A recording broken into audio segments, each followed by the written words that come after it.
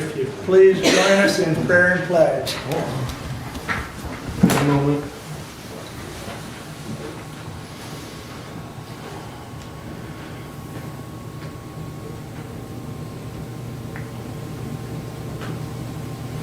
Please bow your head. Father, we are so grateful to be living in a democracy where many play a part in making sure the needs and desires of our citizens are heard and met.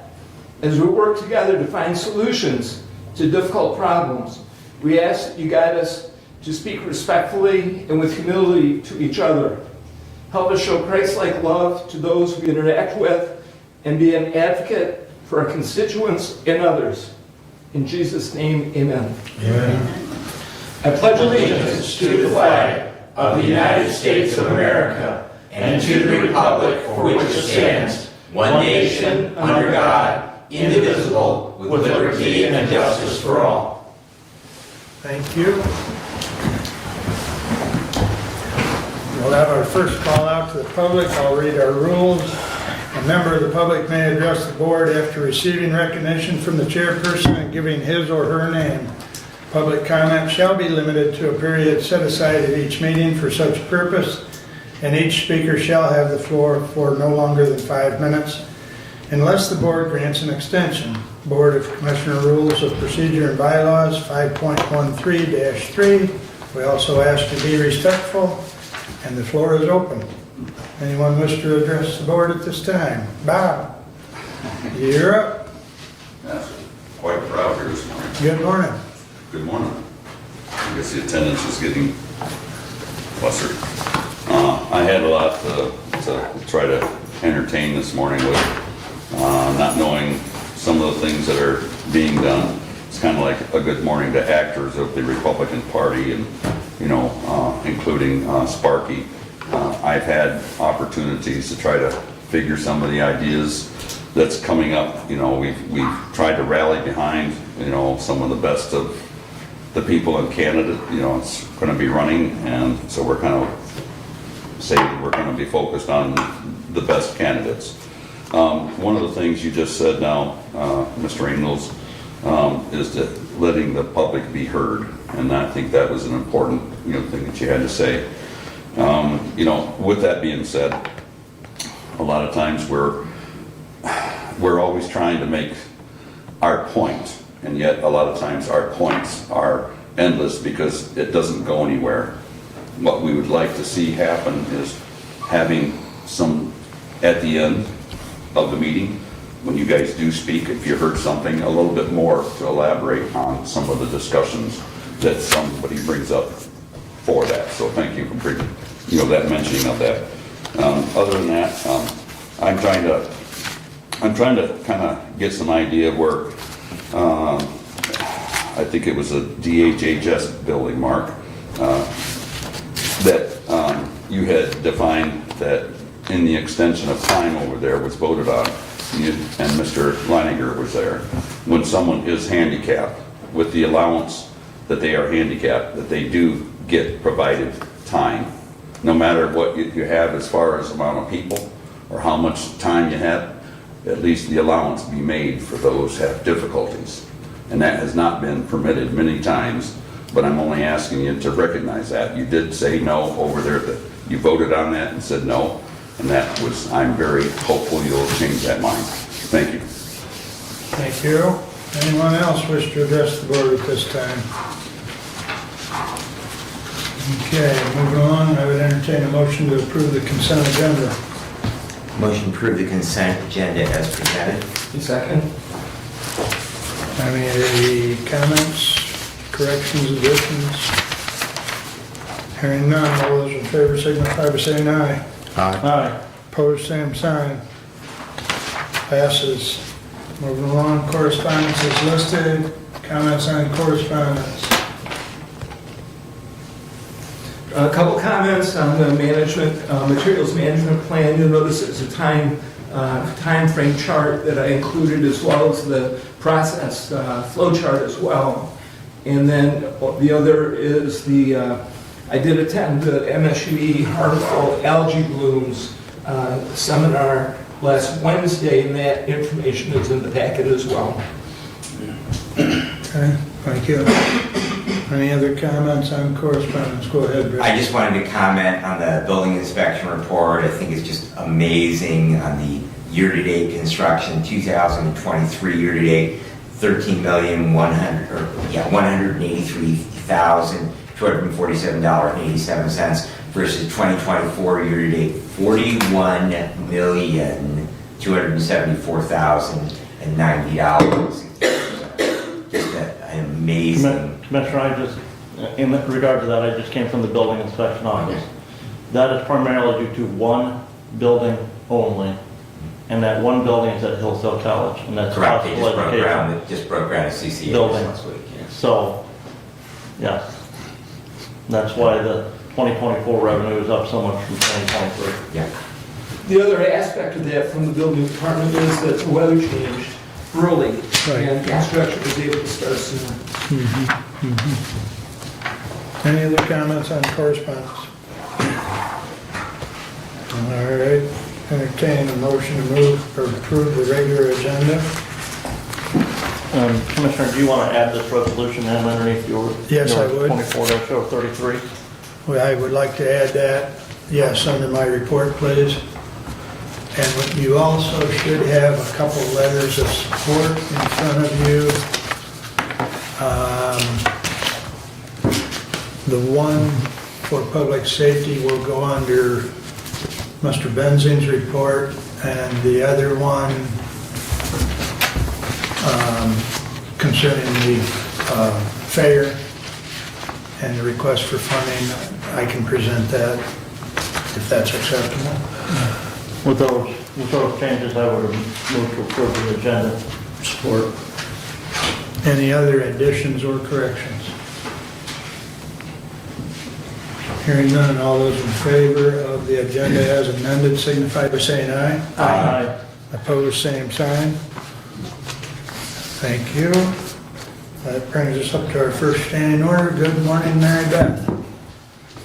We are right on time. All right. Good morning, Commissioners. So before you have my report to the County Commission. I do want to, before I get to the main topic relative to the building, I did want to give a couple of updates about some things that are occurring at the statewide level that you probably might be aware of because of your relationship with the Department of Health and Human Services, is that with the public health emergency ending, there is an impact around the funding, the revenue that is being received across community mental health in Michigan. One of the things prior to the pandemic, individuals had to have their Medicaid redetermined on an annual basis. So annually, people had to go through that process. And during the public health emergency, they put a pause on any redeterminations, and people were able to maintain that health benefit during that period of time. Starting in July of last year, they re-implemented, because the public health emergency was ending, the redetermination process in Michigan. That has, within the state of Michigan, for that since July through December of last year, we have seen a $43 million loss of revenue in the state as a result of that in the mental health system. And if you project that out for the remaining fiscal year, it is anticipated to be about $190 million statewide. It's a significant issue.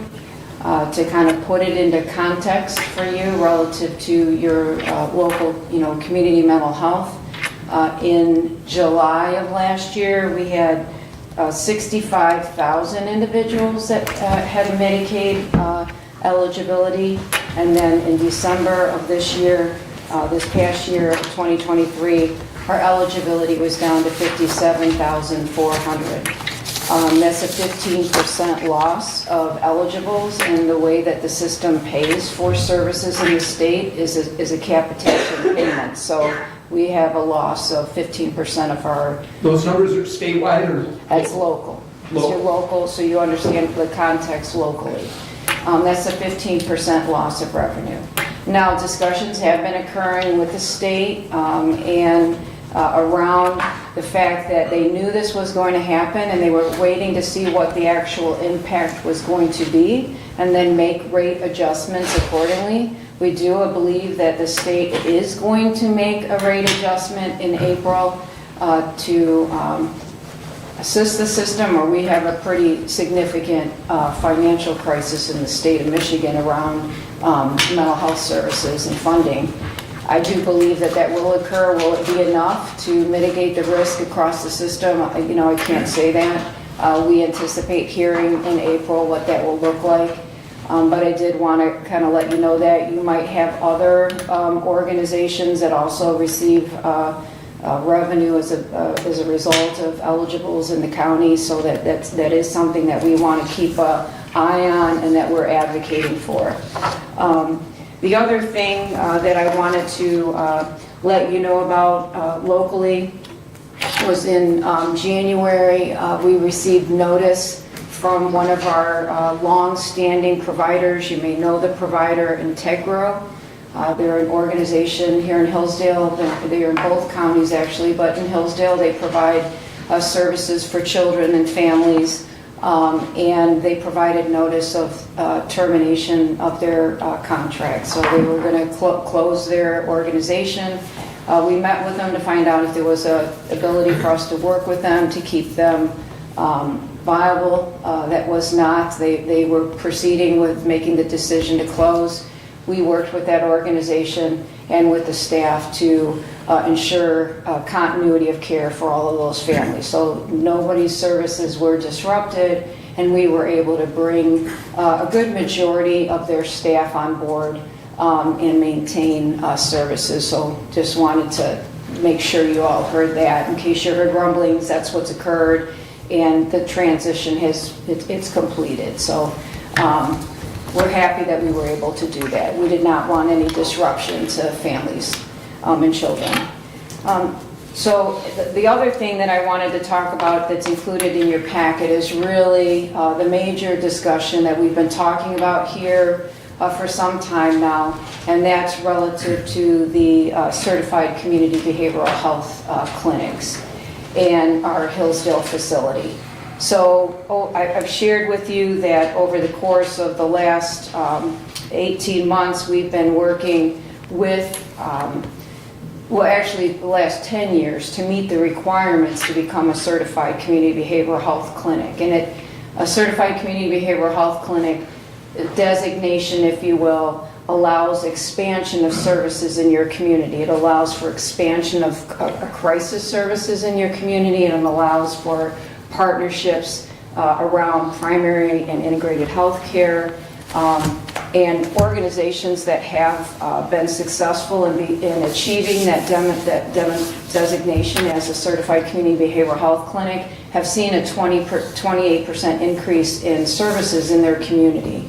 And so we've been working really hard to be able to meet the requirements, and when the state this past year opened up the ability for us to apply, we applied, and they told us in June, we applied in July, and we were successful in late August learning that we were selected as a demonstration. So now there's 30 of them in the state of Michigan. And with that, we had to begin October 1st as a demonstration. And why is that important when I talk about the facility needs for Hillsdale? As I've shared here with all of you here, we have been working 18 months as a board, as our facilities committee of our board, to evaluate with administration as well as with an architect to analyze what are our space needs, and especially now knowing that there's going to be a 28% increase in services in here in Hillsdale, that we'll have the funding to do that, as well as be able to provide crisis services, expanded crisis services, and primary care services for individuals that we serve. The current building is not conducive to that need. We need about 22,000 to 24,000 square feet. As I have shared with all of you here, we're evaluating our options. We also have been looking at not just from a facility standpoint what our options are, we're also looking at what the potential financing options are. And as a result of a phone call that I had with Commissioner Leininger back in December, there was a request that I look at the option of Northern Health Foundation, which was the organization that funded in partnership with the county, because at that time we were a department of the county in '93, the building that we're currently in. And so we did our due diligence and found that they are still an organization that does exist. They did a presentation to our board not last month, but the month before, maybe it was last month. They just recently did a presentation to the Finance Committee about the option. The challenge is they have not done it recently. It did not feel like they're a very strong organization relative to that option moving forward. We've also, so I did want to kind of touch base on that. So we have two other potential options, and one of them is obviously a bond with the county, or a traditional commercial financing loan with the local institution. So we also evaluated options for buildings. And we've done everything with our due diligence around looking at lease options, lease to renovate, purchase options, our current building, evaluating our current space, also looking at potential options in Hillsdale for a new construction. And as a result of all of the work that we've done to date, the most ideal situation for us is leaning towards a new construction and really designing the space to meet the requirements of a crisis, having that crisis service center, if you will, and being able to expand service delivery. The current building is not conducive of that. We've looked at some space, and one of the things that I think is really what I'm asking of this, of all of you as the county commission, is we had discussions and did a walk through of the property, 50 Care Drive, that is right across from our building. And one of the things, we were told that was a potential option, that is the county's property. And then in a December county commission meeting, it came up that isn't an option, that the county was going to be looking at that for the courts. I have since heard, but not heard from all of you, and hence why I need a response from all of you, is that is still a potential option for Lifeways. Ideally, the location being close to DHHS, being close to the jail, that is the ideal location. It is enough acres to be able to provide the square feet that we need for the facility. And needing to know, is that an option, or do I need to take that off as not an option with the county? Comment? Yeah, I'm just going Go to ahead. speak on whether it got a turn or not. Mary Beth, my concern at this point is that we have one reasonably short term within the next 5 years. We have to make a decision on what we are going to do with our courts. And then the other component that we have that is a significantly longer term, but still on the event horizon, is what we are going to do with our jail. And my concern with committing that piece of property, that removes some options. And we really, at this point, the tea leaves are not clear in where we're going to go. And so as far as the jail goes, at some point, because of the nature of jails, the jail is going to have to be either incredibly renovated, and structurally, because those things are made out of concrete, that's usually not the best or the cheapest route. I've seen that happen in surrounding counties. So we have to house those inmates someplace. We can't just, send them to a different motel and then, build a new jail, tear down the existing one. So from a standpoint of space needs, that may be a potential space that we might be, looking 15 years down the road to build a new jail in. But we also have the much more immediate need because we are now 4 years away from having to vacate our district court building, and we still have not been able to settle. And so I am very uneasy with the idea of committing that property there to anything outside of the foreseeable needs for county government. And so consequently, it would be a very hard sell for me at this point, at least until we have a more solid picture on where we're going with those two things, in particularly the courts. And I respect hearing that. I mean, I understand the challenges that you're faced with, and, you know, that's absolutely fine. If that's not an option, then that gives me a direction moving forward versus having that on the table as a potential option and knowing. So I appreciate that input. The other important thing that I wanted to share is that when we look at the financing of the project, last fall, I learned from one of my colleagues in Michigan that there is an opportunity to apply with Congress for what used to be called congressional discretionary spending. And there is an option, they now call it, they'll call it appropriations now, but it's congressional discretionary spending. Both the House and the Senate have the ability to do that. I reached out to Senator Stabenow, who's been critical with us relative to our certified community behavioral health clinic, and I've shared that before here, and inquired about the ability for us to apply for some potential funding with this project, which would allow for construction. She had indicated it wasn't yet available, but she would let me know. I heard, and I wanted to thank all of you. I do know that at your last county commission meeting, I presented a request of a letter for support, and I can respect and understand that you didn't have enough fair warning about that. Do understand that I would have provided all the fair warning I could have had I been able to. When I learned about it, I had, I have to act. If it's an opportunity, it's about this community. It's about being able to provide an expansion of mental health services for people of Hillsdale. I have a responsibility for that.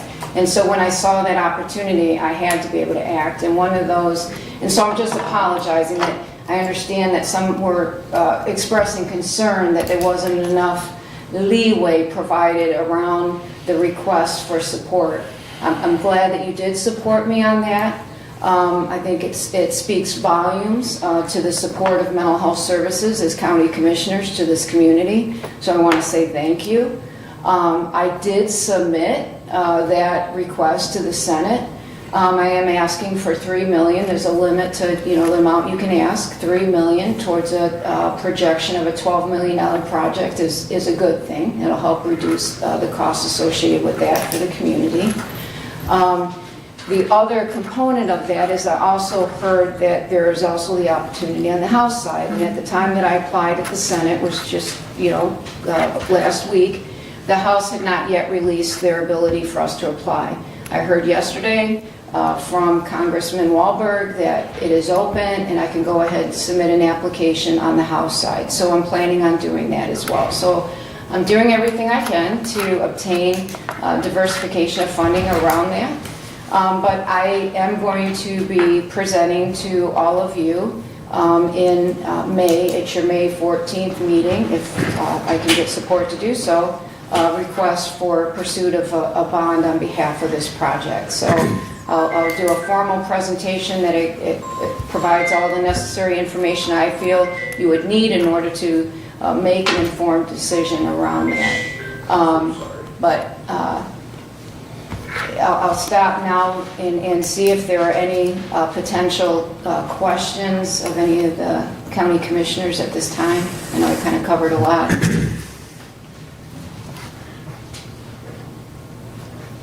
Mary Beth, the deadline on that for the House is March 26th. Yeah.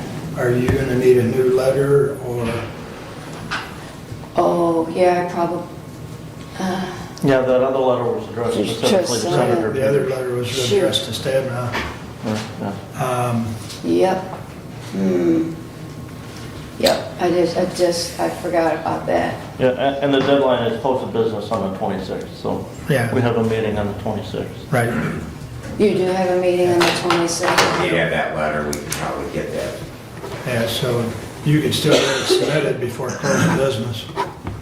Yeah, I can submit it before close of business on the 26th. I'll make sure that happens. I'll have it all ready to go, just thank you for pointing that out, because I gotta because I also have to go back to the jail and the judges and, yeah, Right. the health system, Hillsdale Hospital. So,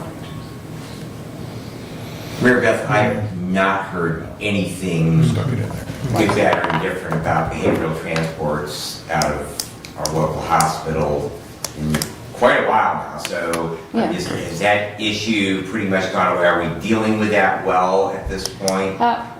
we're dealing with it relative to the use of the millage to support the hospital with their contract for transports. We're not utilizing a local We've Right. tried to have those conversations, and it's not. So we have a solution. Yes.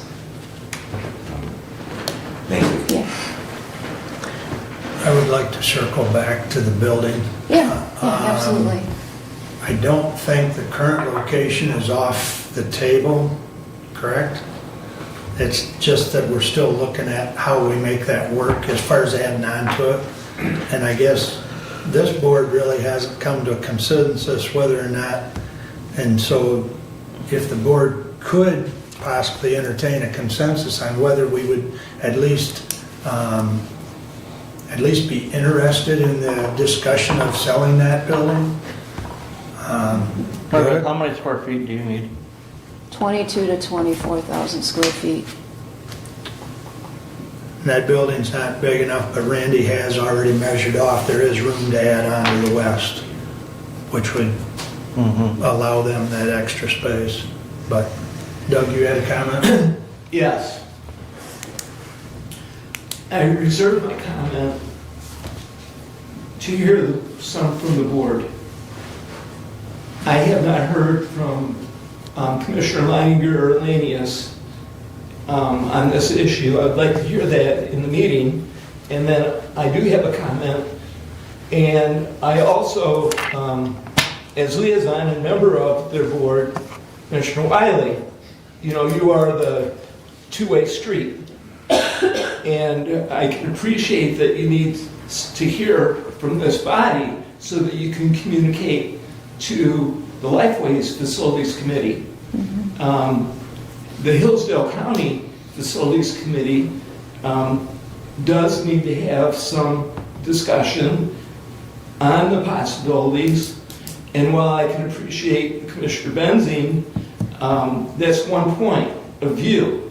And we need to hear some of the other points of view, and then I do have some comments.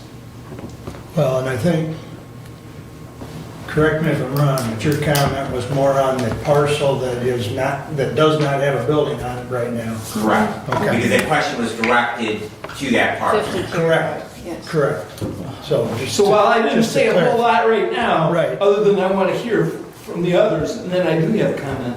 But I don't think your comments were germane to the current building. It was germane Correct. to that. To that parcel. Because Thank you. that is what the question was. Correct. And Yeah. Commissioner, I would say that parcel does have a structure on it. That parcel has a water retention structure on it that appears to be for the drains from the parking lot from the MDHHS building. There is a water, that's It really is. down the driveway. Well, but that's all part of 50 Care Drive.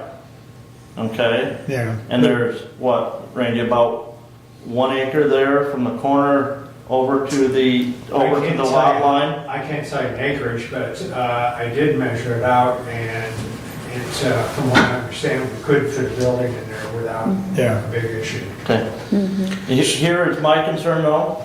If I, as a farmer, wanted to cut trees down that are there, I'd have a problem with that.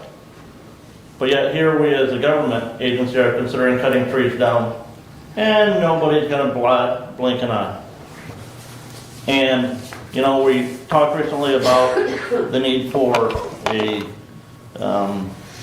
stormwater retention plan in the county, and we may be hearing more from that from our drain commissioner in the near future. I'm concerned about putting a building on that facility and potential runoff to the ravine that's to the north, in between, that is part of 50 Care Drive, in between there and the medical care facility. You know, there is another stormwater retention area there to the west of the Lifeways building, in between the Lifeways building.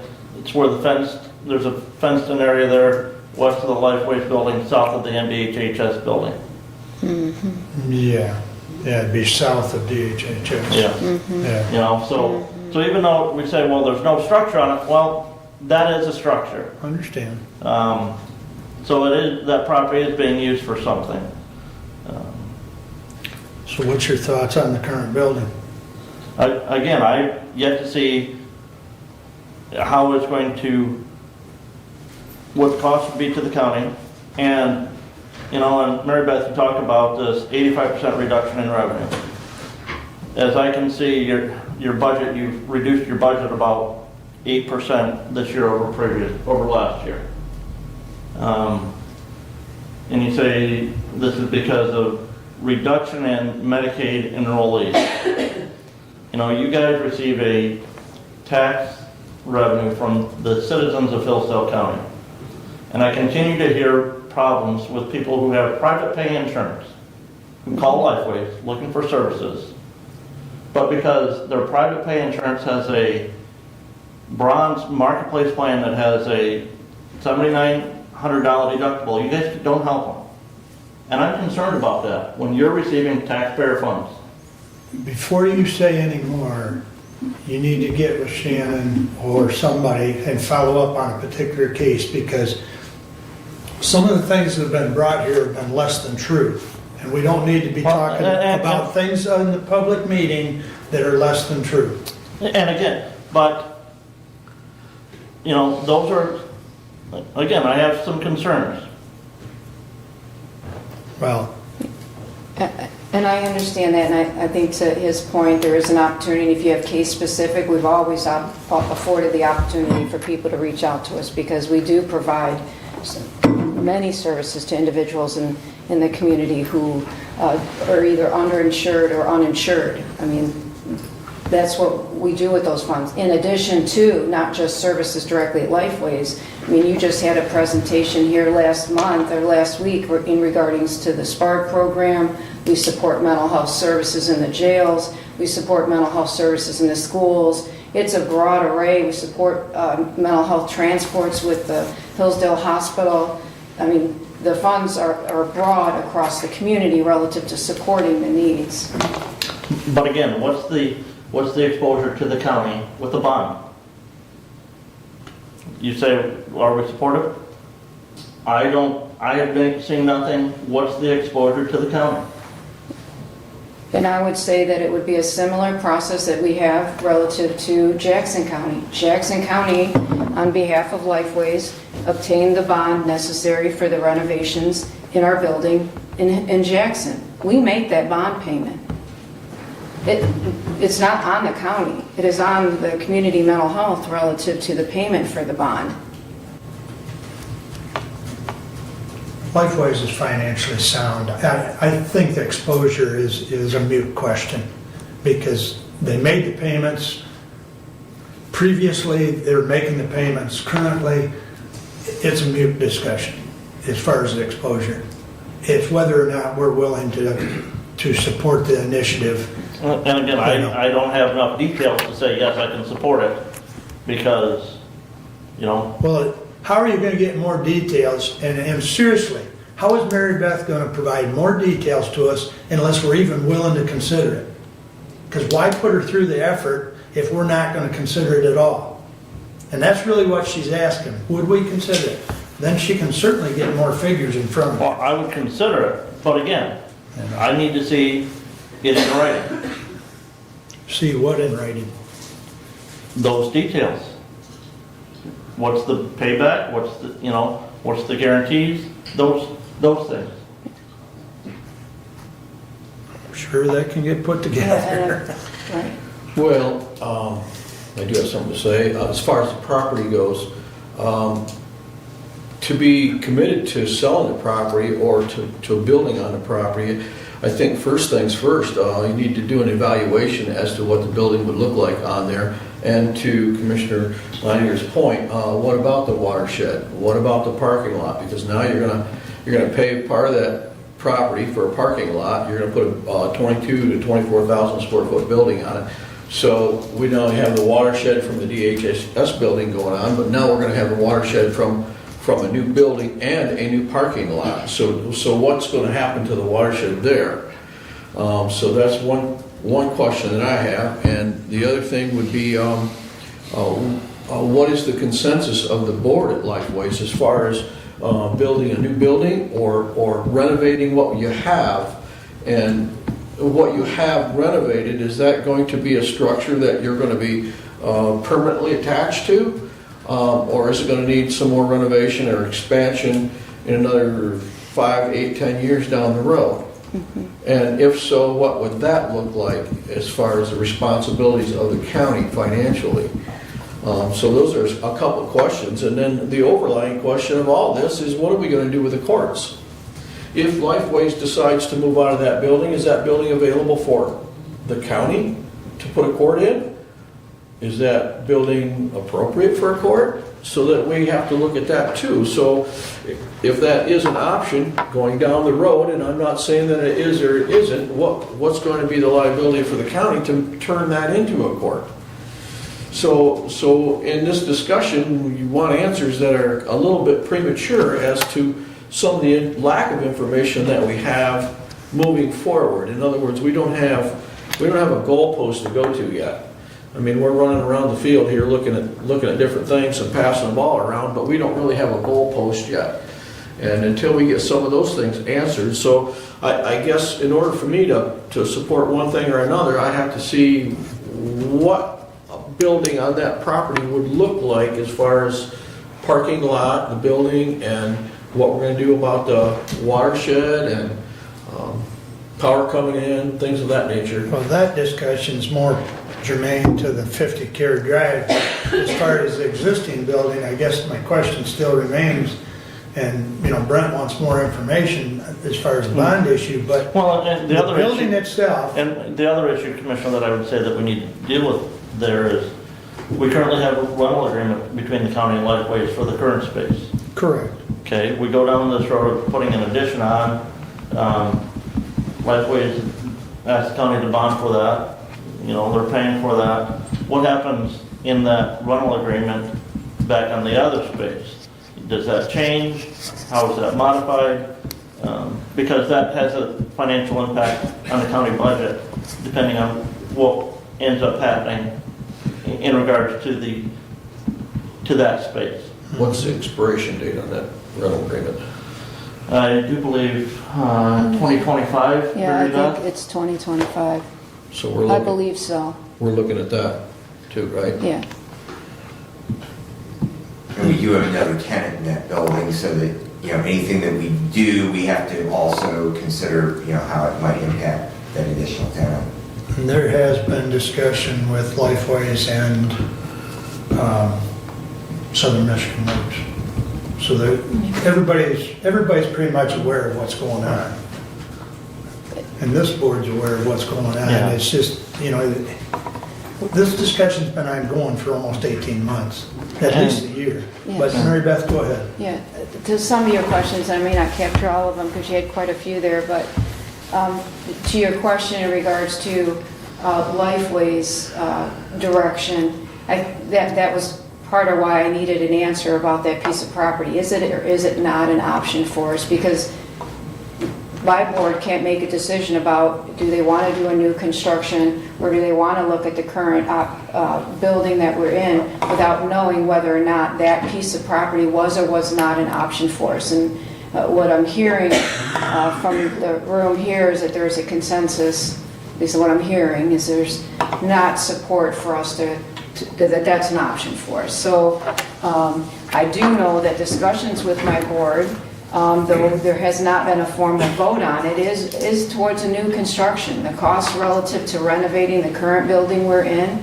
is not much different than a new construction, because we had the architect do budgets for both in order for me to apply for the appropriations with the Senate. So there, we do know that. But we have not formally made a decision, because I need to be able to say to my facilities committee to take to the full board, these are the options, which direction do you want to go in? And so you had asked that question. But I think that the other question you asked in regards to the piece of property, 50 Care Drive, and the fact that there is a current use of that property relative to the drain, I don't know what that's called, the drain field? Well, it's the water retention, Okay, stormwater retention Yeah, the pond. water retention pond.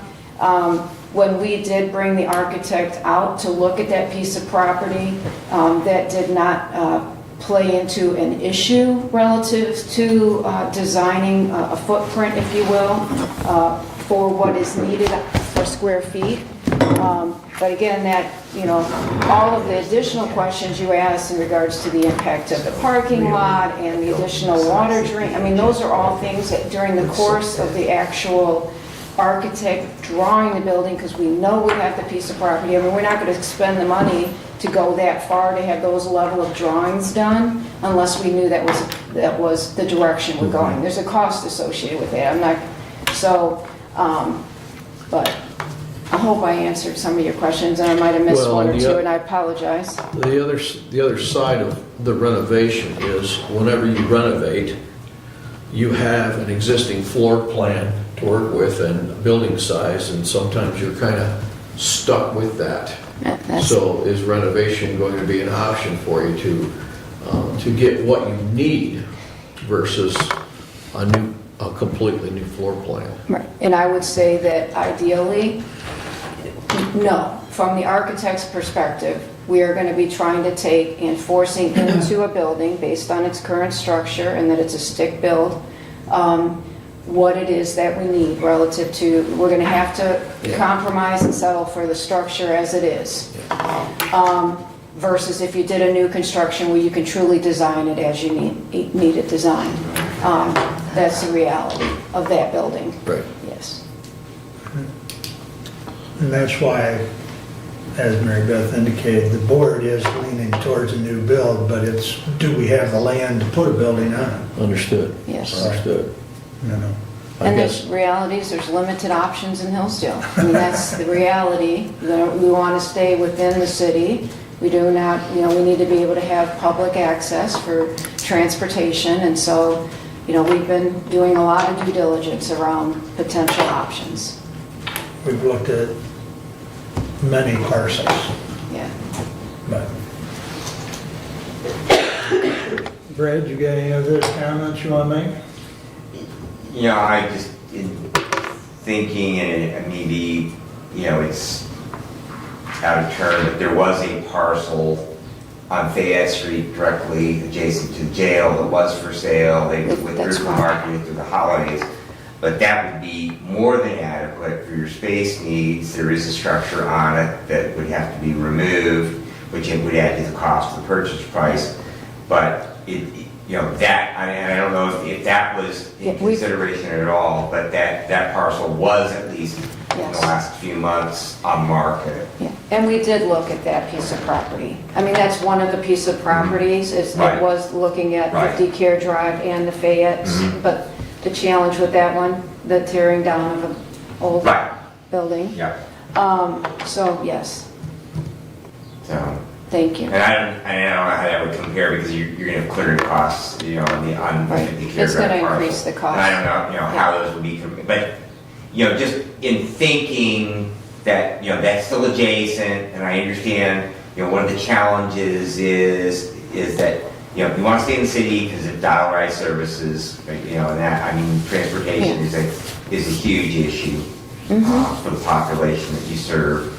And, being adjacent to, those other things, the jail, social services, certainly, understand. And that was many, many years ago when the whole Care Drive concept was created, was to centralize those services in a common location to make it available to that population. So it's just that unfortunately, we've thrown this creation of our own into the mix here with what do we do with the corpse. And that really just compounded the issue of how we can continue to partner with Lifeways as our community mental health provider, and yet at the same time take care of our own space needs that we've kind of forced upon ourselves.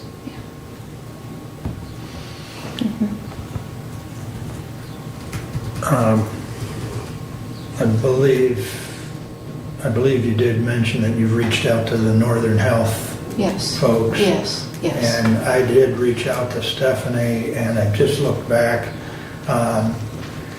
Depending on how they classified the bond, whether it be taxable or non-taxable, it'd be either 4 or 5% respectively. So just for informational purposes. And there was no indication when Stephanie reached out, that we couldn't do a bond. It's just whether we're supportive of the idea, and really that's one of the things that Mary Beth was looking for. And as far as asking for more information, as far as the terms of the bond, as far as the length, as far as the amount of money financed, we don't really know that, because if we get that $3 million from the Senate, and if we get any money from the House, potentially, instead of looking at 12, we could be looking at bonding 6 or some such. So, and likely you would be in a position, if I may, yep, you'd be in a position of where you would pursue the bond for the amount of the project, and then if we did obtain that additional funding in 25 from them, it would offset that, and you would just return. It's the same thing when we did our bond in Jackson. The revenue that was remaining after the project, and we didn't use all the bond, it went back towards to the bond. So I don't see that as an issue. We would likely pursue the whole bond, and then the event that we got the funding, it would offset that. correct. Yeah. I just think everybody needs to understand that, we can look at what it would bond at 12 million, but if we get some of those additional monies, that helps pay that down. Yep, absolutely. Doug, we're back to you, sir. I'm ready. Have fun. So, when it comes right down to it, I've heard a presentation of obtaining property and putting a new build as the preference of the Facilities Committee at Lifeways. I've heard also a request from a representative to determine a position on the existing facility on whether we want to do an addition or not. However, I've not heard an offer from Lifeways on either of those for our Facilities Committee. And while the Facilities Committee at Lifeways has been spending an extended amount of time, 18 months, specifically of due diligence on the project, our Facilities Committee has had only limited conversation and very few details on nuts and bolts on how to make either one of those projects work. You're asking, would we consider an addition? Would we consider 50 Care Drive? I think we've heard around the table that both could be possibilities under certain conditions. And the conditions from Lifeways or from Hillsdale County can make it happen, or the conditions from Lifeways or Hillsdale County can blow it up. We don't know where we stand on that because we've not got an offer yet that the Facilities Committee at Hillsdale County can spend the proper due diligence ourselves to give you the answer that you're looking for. So if you're asking, is there a consideration possibility, I think the possibility has been discussed. We know which way it's going to go right now? There's no way we know which way, or you know which way. You know, there's potential funding. You've got 12 million that you need, either through private or bonding. You have certain grant money that is available, maybe up to 3 million, maybe up to more. There's a lot of unknowns right now. And so if you're asking kind of a generic, would we consider, the generic answer back is sure. But in order to hammer out details, we need to have our own version of due diligence from Hillsdale County facilities in conversation with our facilities director. There are many things that I'm aware of that certainly are hiccups along the way. Now, can they be overcome? That would be where we need to talk about it, to figure it out. And I haven't been part of that discussion as much as Commissioner Wiley, you know, since I'm not on their board and I'm not in their facilities meetings, okay? And so this facilities committee doesn't have even a better than 50-50 answer for you right now. And I don't know if I've helped or hurt the conversation, you know, but I think that there is more to discuss that needs to be addressed. But I think possibilities still are both ways. That's my opinion. Well, as far as the current building, you and I and Randy have sat down and discussed that. We've also discussed how far you could, you know, Randy went and measured how far you could build out. And Randy figured the additional square footage. So we've had some of that discussion. Yes, and for that part of the discussion, Yep. you know, we know that there's space. But as far as the ownership of the new part, the ownership of the existing building, how the rents fit together, these are things that haven't been worked out. And if I'm talking about a hiccup, that would be a hiccup. Well, there again, I think in order for Lifeways to bring any sort of proposal, this board's got to be in agreement that we would entertain the sale of that building. And that's not what we've said up to this point. And Right, that's- so the conditions are, I mean, if we're willing to entertain it, then certainly Mary Beth can put together a proposal as far as working through the lease, working through the rent, or the building, or the purchase. You know, I mean, I'm a little confused myself right now as to why everybody's saying nothing's been said. This has been talked about. You know, if we don't agree to something, how is she supposed to bring us more information? right, so, You know? Commissioner, with all due respect, Yeah. you're pushing one point of view and Mary Beth's desiring another point of view, and you're asking us, would we consider, the answer is yes, or on the table. We would Fine, consider that's that. what I wanted to hear. Yeah, First of all, I think we need a goalpost. yeah. I mean, you're asking us to consider either option, and it looks to me like either option's on the table, but we don't have a goalpost Okay, to target. What Go do you ahead. really want us to look at? Yeah. Go ahead, Mary okay. Beth. So my board needs to make the decision in regards to, do they want to move in a direction of a new construction, or do they want to stay in the current building and do a renovation? Make the board facility committee make that decision about the direction. And then from there, I have the option of potentially asking about the piece of property here, which I'm hearing potentially it's not an option, or finding a totally different piece of property not associated with the county, and kind of move forward. Because, and I think to Mark's point, the challenge for our facilities committee is is this even an option? I mean, I don't want to take something to them and say, this is an option, but it's not, but the county's like, that's not an option. We never said we would go ahead and allow you to do that. And then I have my board making a decision on an issue that's not even an option for them. I mean, that's why I'm asking in regards to 50 Care Drive, is it or is it not? So I can say this is a potential option. The county has said yes. Or is the current building that we're in a potential option relative to a purchase? And if it is, then that's something I could take to my facilities committee. Otherwise, I'm kind of in this, to your point, I need a goalpost. And, you know, otherwise, I'm going to be taking something to them, they're going to vote on something, I'm going to bring it here, and you're going to vote, you're going to potentially shoot it down, and then I'm going back again to the drawing board. So I'm just trying to get some direction from all of you.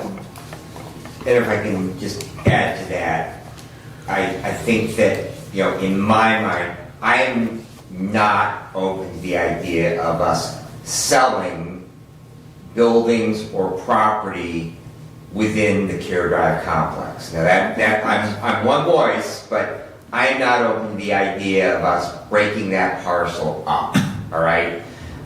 I would be, you know, open to the idea of possibly a long-term lease for property with Lifeways owning the building, but leasing the property, but I don't want that parcel to break up.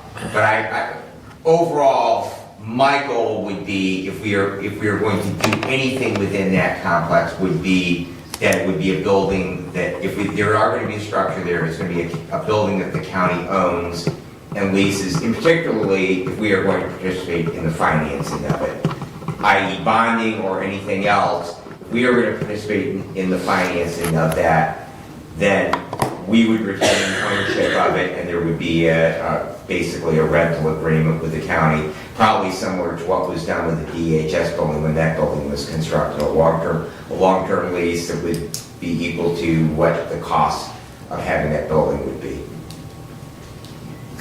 But again, I'm just one voice here. Go ahead. Seems to me to make an educated decision, we first of all got a bigger problem to solve before we can get to this one. And that is the courthouse. Absolutely. What are we gonna do with that?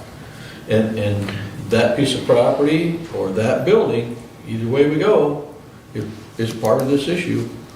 So I understand there's no money for a building, but we still have to make a decision.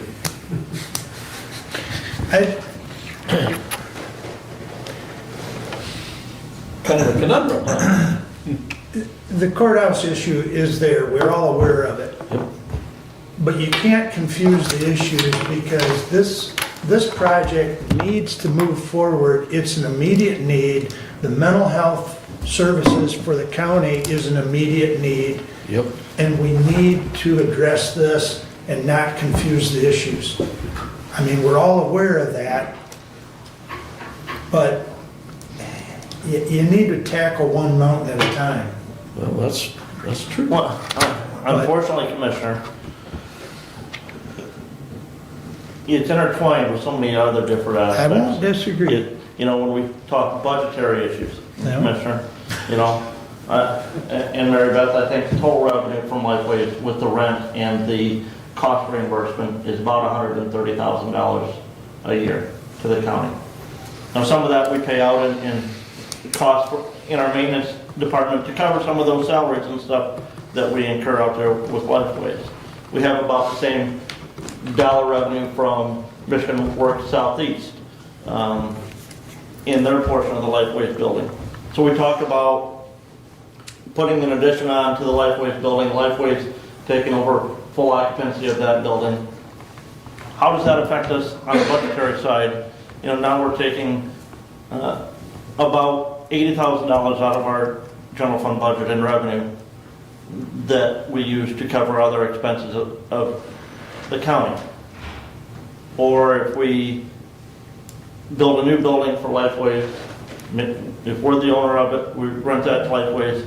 Now, again, how does that affect us on a budgetary side? So Commissioner, we can't just say, well, we're gonna go ahead and say, yes, we're gonna support Lifeways in this decision. There's multiple aspects that are involved in that. Just like, well, we don't wanna spend money on an architect to design a building on a property that we're not sure that we can purchase because we don't wanna expend the money. Understand?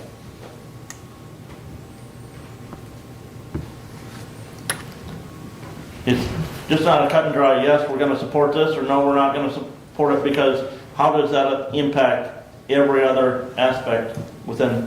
I understand it's not cut and dry, but we can't continue to kick this can down the road.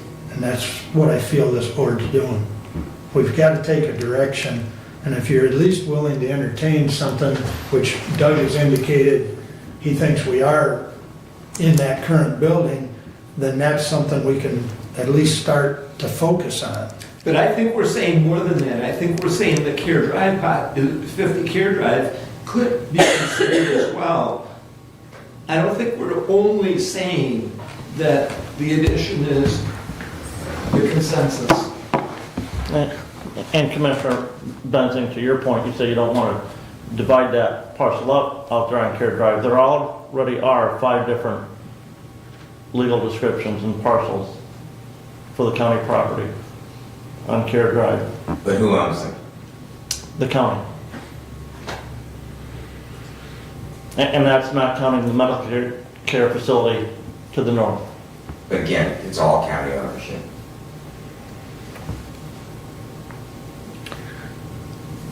I don't know if we've helped you, Mary Beth. I mean, if, There's been a lot of discussion.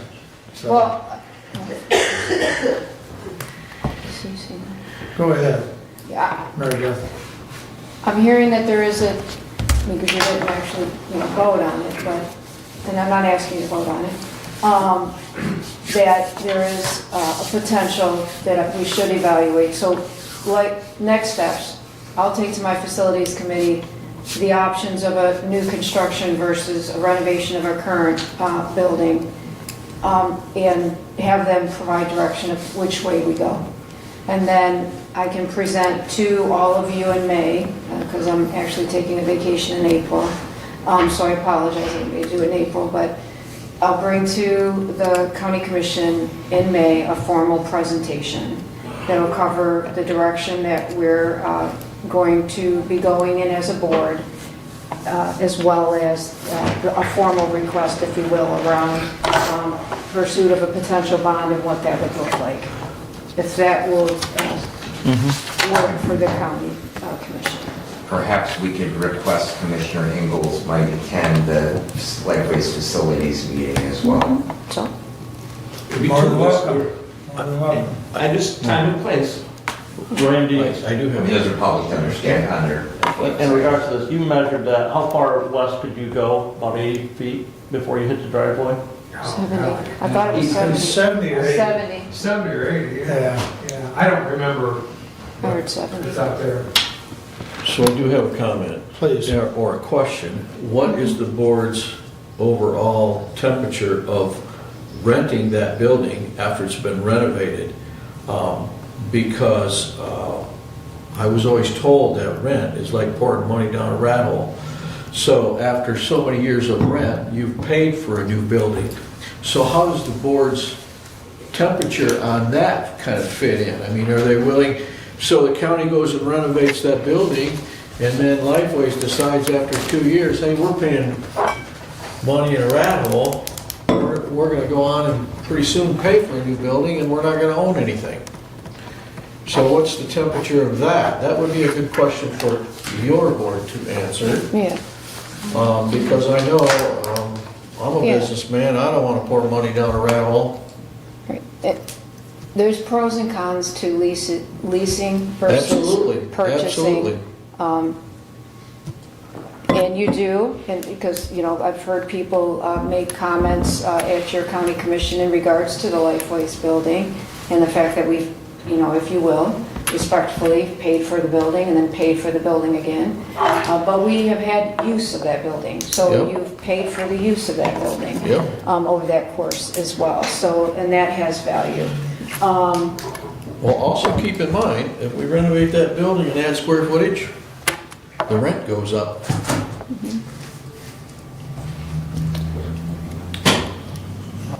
And that also depends on who pays for the renovations. Right. I mean, there's some moving pieces there.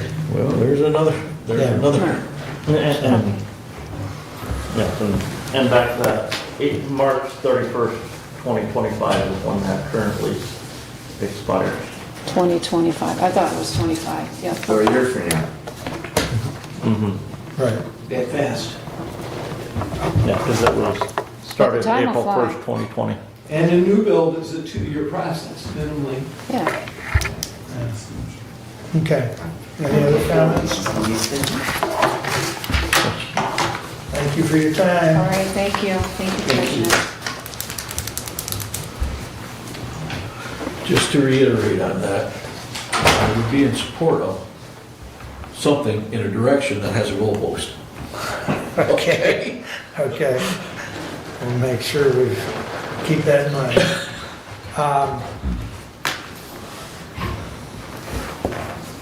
If I may,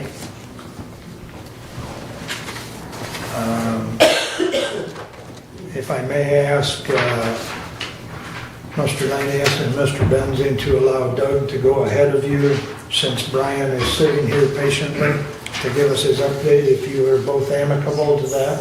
Thank you, Commissioner. I was going to make that suggestion, but I appreciate you, and yes, I know.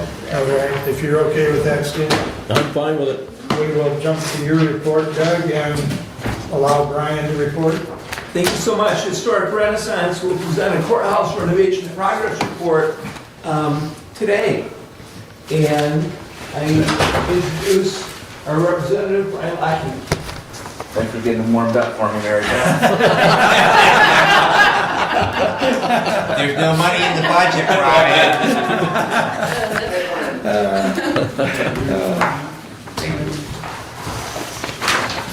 Thank you, sir. Looks like more good pictures.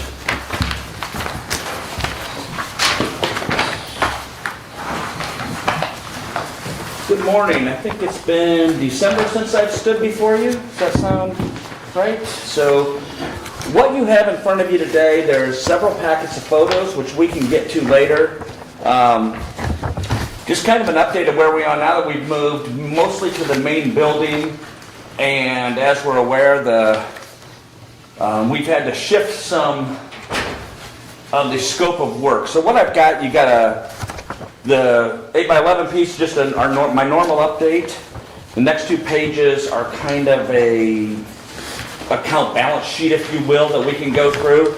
And then in the drawings, the bigger sheets, what we've done is gone through and shown what the original scope was, what we've changed to focus a lot of the main building repairs onto the west side, and then as well, we have shown drawings where what was originally in the scope and what extra we have done on both the tower and the main building, so we can kind of see where those change order funds went and what all has happened since we started 2.5 years ago?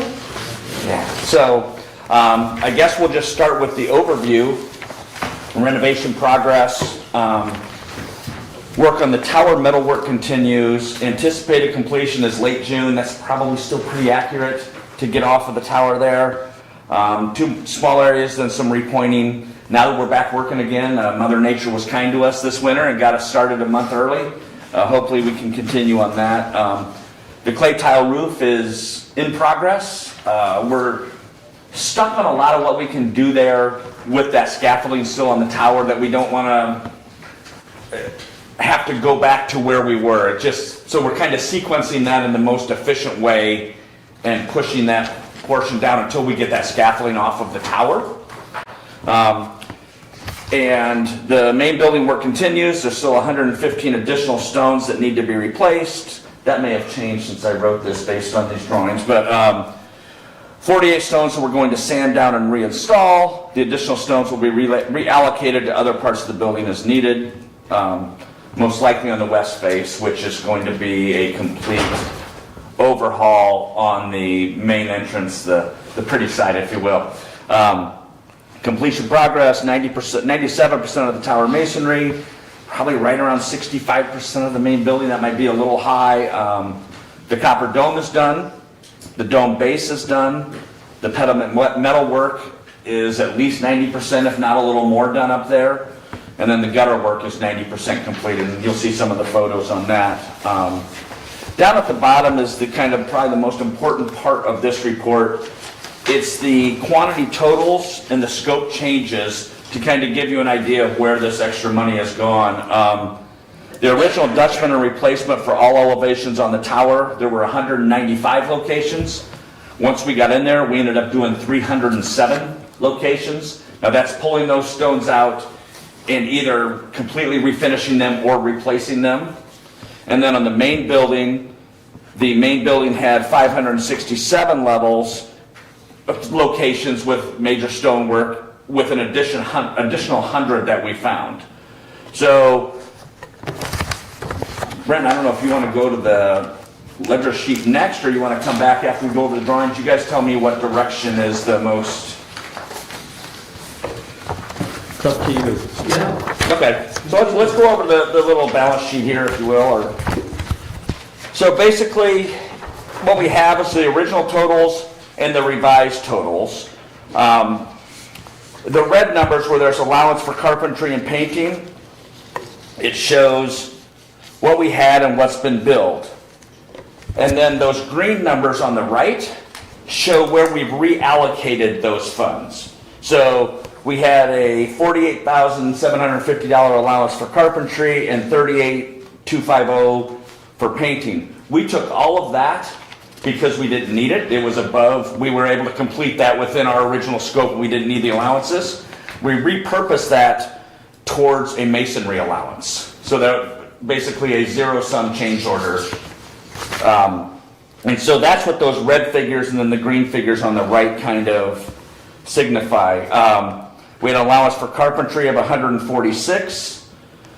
We used 47,000 of it. Then we took that other 90,000 and repurposed it towards the masonry as well. Is that making sense at all? Or so that's kind of your spreadsheet there. The clock allowance, same deal down at the bottom. That's going to be repurposed.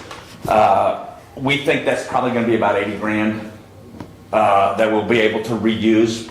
Let's call it 60 until we get the final. But there's going to be a large chunk of that we had for an allowance that we're not going to need on the clock, that we're going to be able to do that.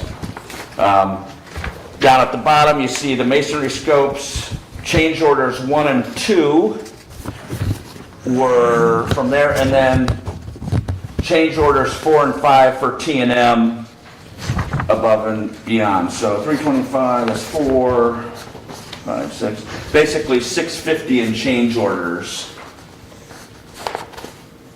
that we're looking at. So I know that's a real quick summary of what's happening there, but it's as simple as we can. They laid it out so simple I could understand it. So you guys might be able to go into a little more detail on that. But so, questions, comments on that before we?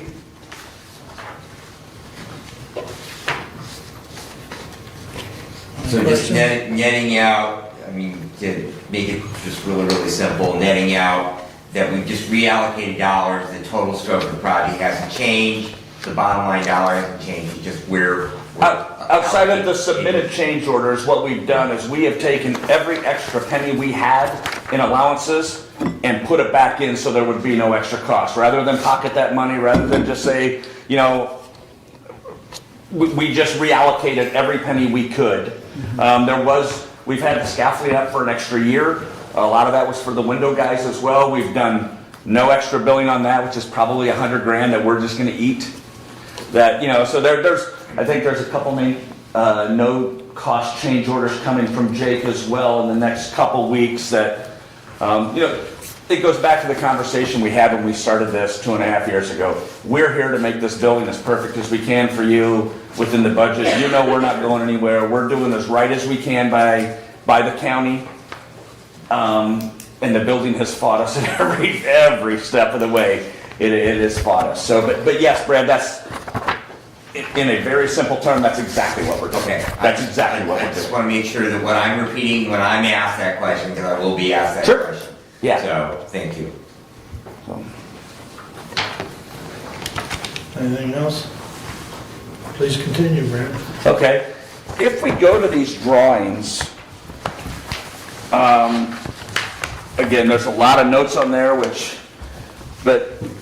so drawing notes for the west and east entry, road is completed today, the whole west facade will be fully cut in point. We got there, and that was by far the worst area. Obviously, it's a focal point of the courthouse, and probably had the most life safety issues. So, south elevation, 100% cut in point. You see the red crosses there. So, and then as you turn, like on page 2, you'll see that roof key, which shows you exactly what we've done at every stone anywhere on the building. Again, it's as simple as we can make it, so you can see where your money has gone, I guess is the best way to put that, right? So the new stone, the old stone restored or sanded, which we did as much of that as we could. The Dutchman new stone cut, where we would go in and cut out a bad portion of it, get behind it, pull that out, and then put some into the center, like literally putting it back into the center where we had cut out rather than replacing the entire stone. That's Dutchman repair. And then the red X are the original contracted areas that we've touched up as well. And then on there in the center part, the north elevation of the tower, original locations, new stones not on it. So just a breakdown of what we did in each area in that center box there on page 2.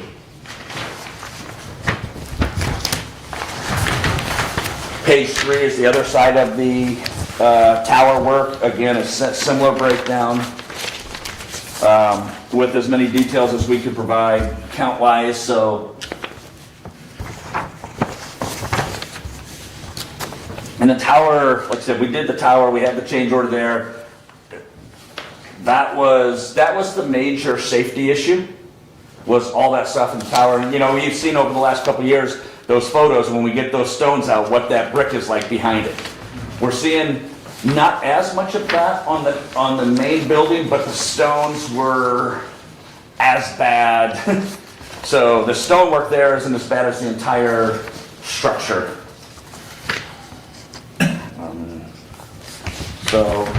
And then when we go to page 4, the details show the work to date. Areas across the hatched pink mark are in the original scope and were conducted.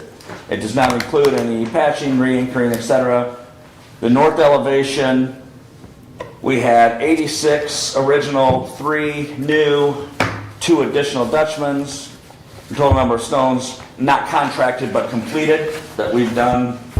I don't know if out of the goodness of our heart is the right way, but we put it into the normal scope of what we've done without a change order attached. The south elevation has the same breakdown there.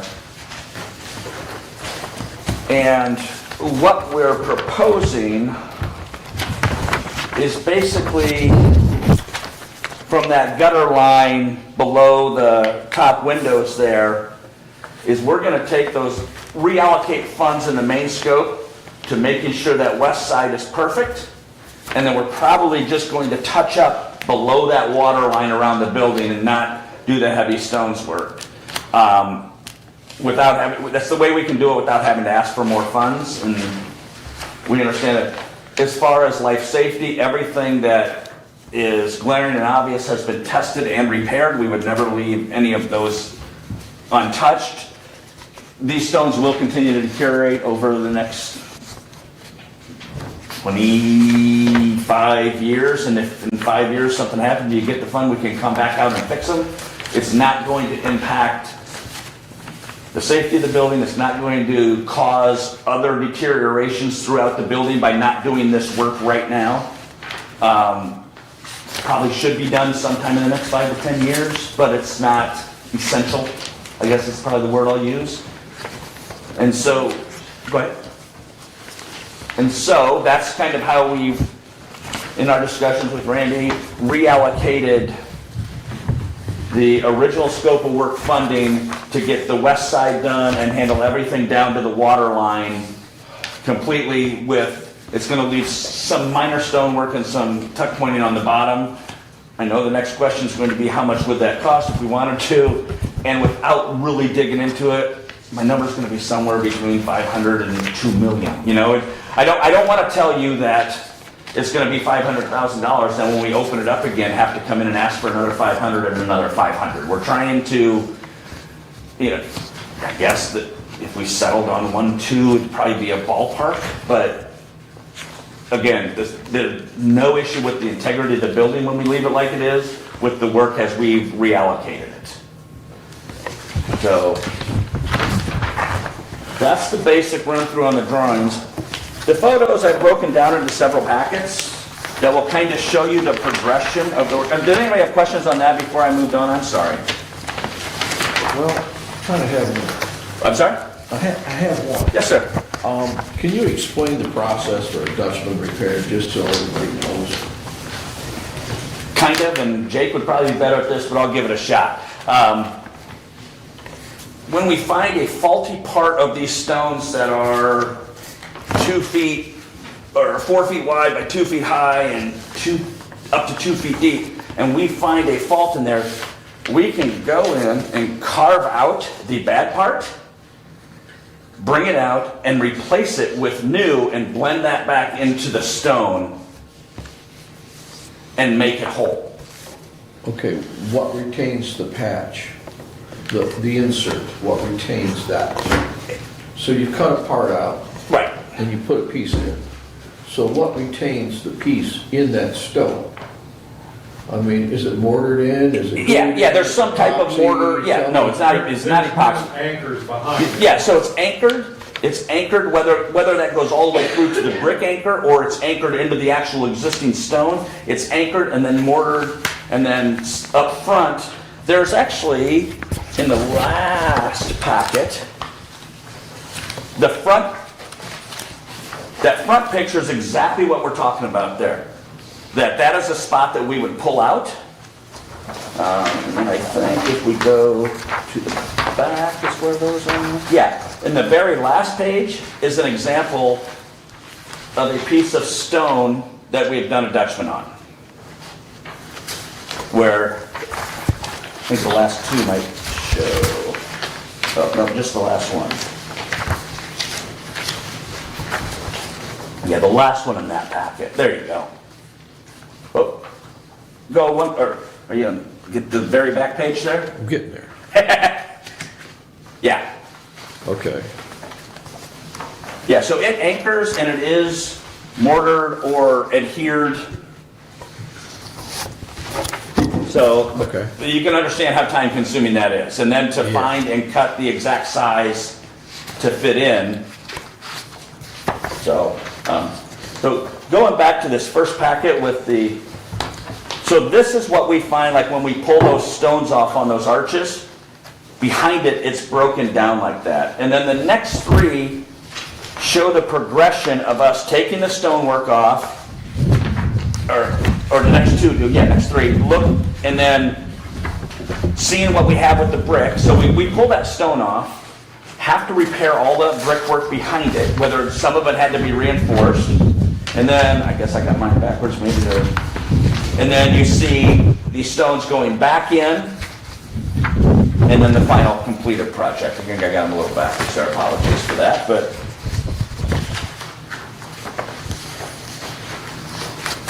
So the process is tedious. It's very step and time consuming. And then the next set with the corner piece on, oh, yes. And then those stone are anchored, and many of the anchors that you found had deteriorated to a point where they're not attached. The anchors had deteriorated, the rebar in the brick had deteriorated. It was, I mean, it would have been a candidate for tear down. You know, and we were able to, gosh, I bet at the end of the day we replaced 50% structurally in there. I mean, it might be a little high, but it was, yeah. So we'd pull this stone off, and the anchor would just come right out with it and be a little bucket or bowl of rust. So the next ones show how once we get the stones in place, we refix the brick and then surround it with the copper, and then there's kind of the finished product.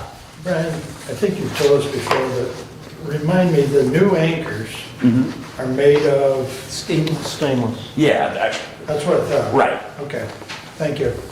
Which, you know, there's 100 years of water dripping down through that tower onto those. I mean, Right. water and metal aren't friends, right? It's, And they weren't stainless, they were iron. right, they were probably, because that's probably what they had back then. Right. So, yeah. So the materials used are improved.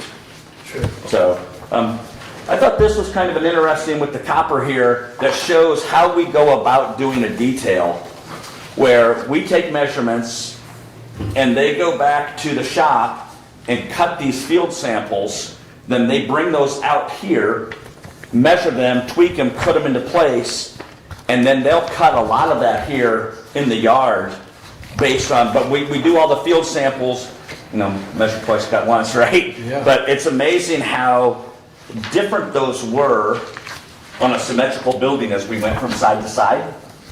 Because it shifted, because it sank, because it's on a hill, because all the things. So, again, I've said it before, it's really easy to be proud of this company I work for. When you look at that second picture of how this little sample here turned into that edge work all the way around the building, or this corner piece. Yeah. There's just some of the copper finishes. The last one, since we went through, the final one shows the flat seam copper roof that we've done on the walk around and how it incorporates right into the building there with the flashing, as well as some of the cornering on the gutters. And were these windows or grates on the tower below the cupola? Those would be windows. Yeah, so how they cut the copper out for the window and made it perfect for when they come back with those. And then one of the ornamental pieces going in. So all these ornamental pieces, we took those down, took them back to the shop, and made those. Our craftsmen made those in our shop in Chicago by hand and bring them back. So then the last one is just a little aerial shot of them getting to work on the clay tile roof.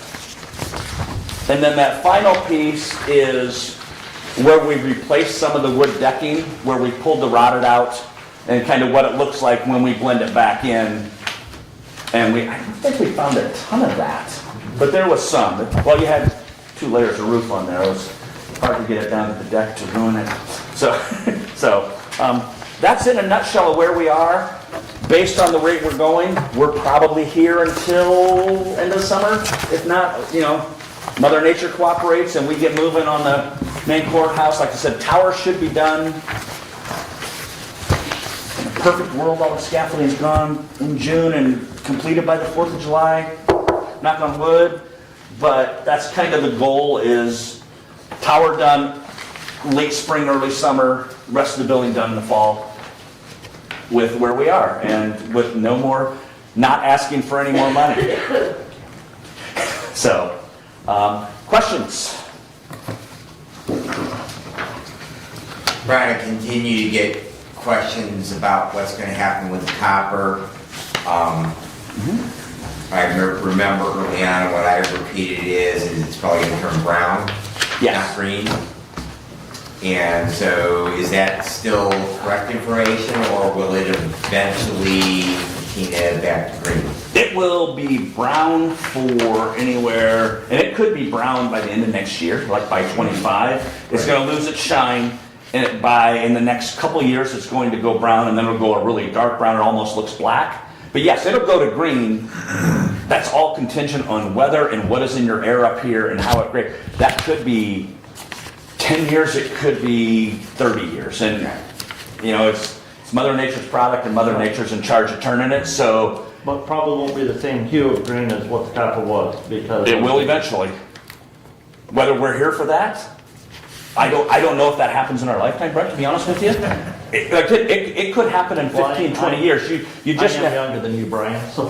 Everybody in here's younger than me, I get that. So, but yeah, the answer to your question is, it will go orange, brown, green is the pattern. And you go to some churches that are 30 years old and they are that beautiful green. You go to some that are 100 years old and they're still brown. It is completely dependent on what pollutants and particles are in the air and how the weather is and what goes. There's nothing to do to keep it orange, and there's nothing to do to make it green faster. Big bucket of Brasso, somebody gets up there. Sulfur. So we had a Need more coal burning. So we had a courthouse in Green Bay, Wisconsin, and they wanted the dome to stay orange as long as they could, and the architect said, hey, if you put linseed on there, it will stay orange a lot longer. And we said to them, okay, it won't, so we're going to do a sample for you. And the architect said, no, it will. And so we went up there and put it on, and it turned mottled. It looked like acne, like in 2 weeks. Yep. And then they paid us to try to take it off, and the architect lost however many hundred. Yeah, but so don't do that. Don't go up there with Brasso, don't go up there with Lindsay, just stay down. So I just remember them brass belt buckles in the military, Brasso. Right.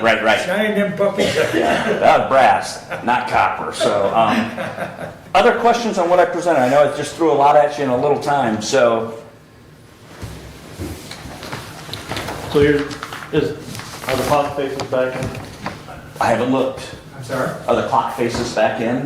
No. I have not seen them. So my guess is, Brad, we will wait, or Brent, I'm sorry, we will wait and do that until we're done doing all the work around it, so that any mortar or tucking and pointing, whatever we're doing up there, copper work, doesn't splash on there or risk that glass at all or any of the stuff. That will probably be the last thing we do before we take the scaffolding down, just for a protection of the elements of the clock. And then the bell mechanism, is that been removed yet, or is it still up in there?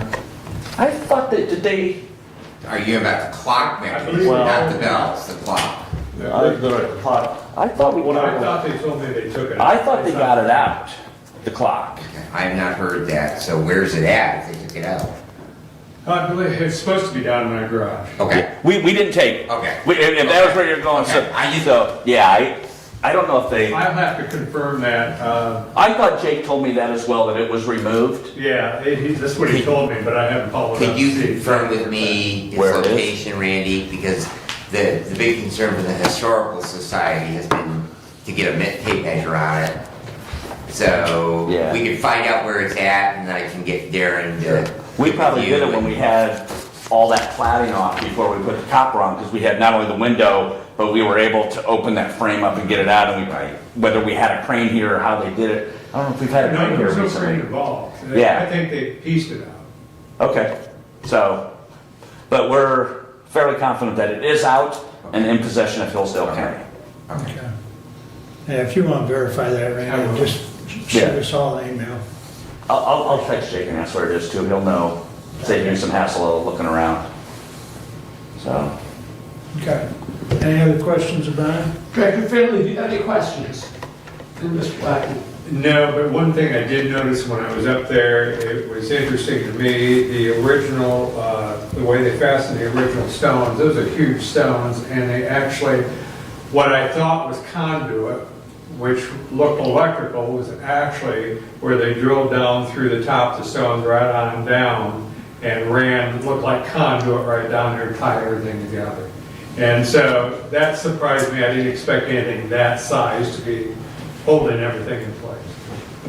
it was what they did as rebar back in the day, probably because for cost, the cost of putting an entire iron rod through there as opposed to putting a steel pipe was probably 20 cents on the dollar back in the day. My guess is that's why they did it. And because those stones aren't really load bearing, they could do it as opposed to where the brick had the actual rebar in it.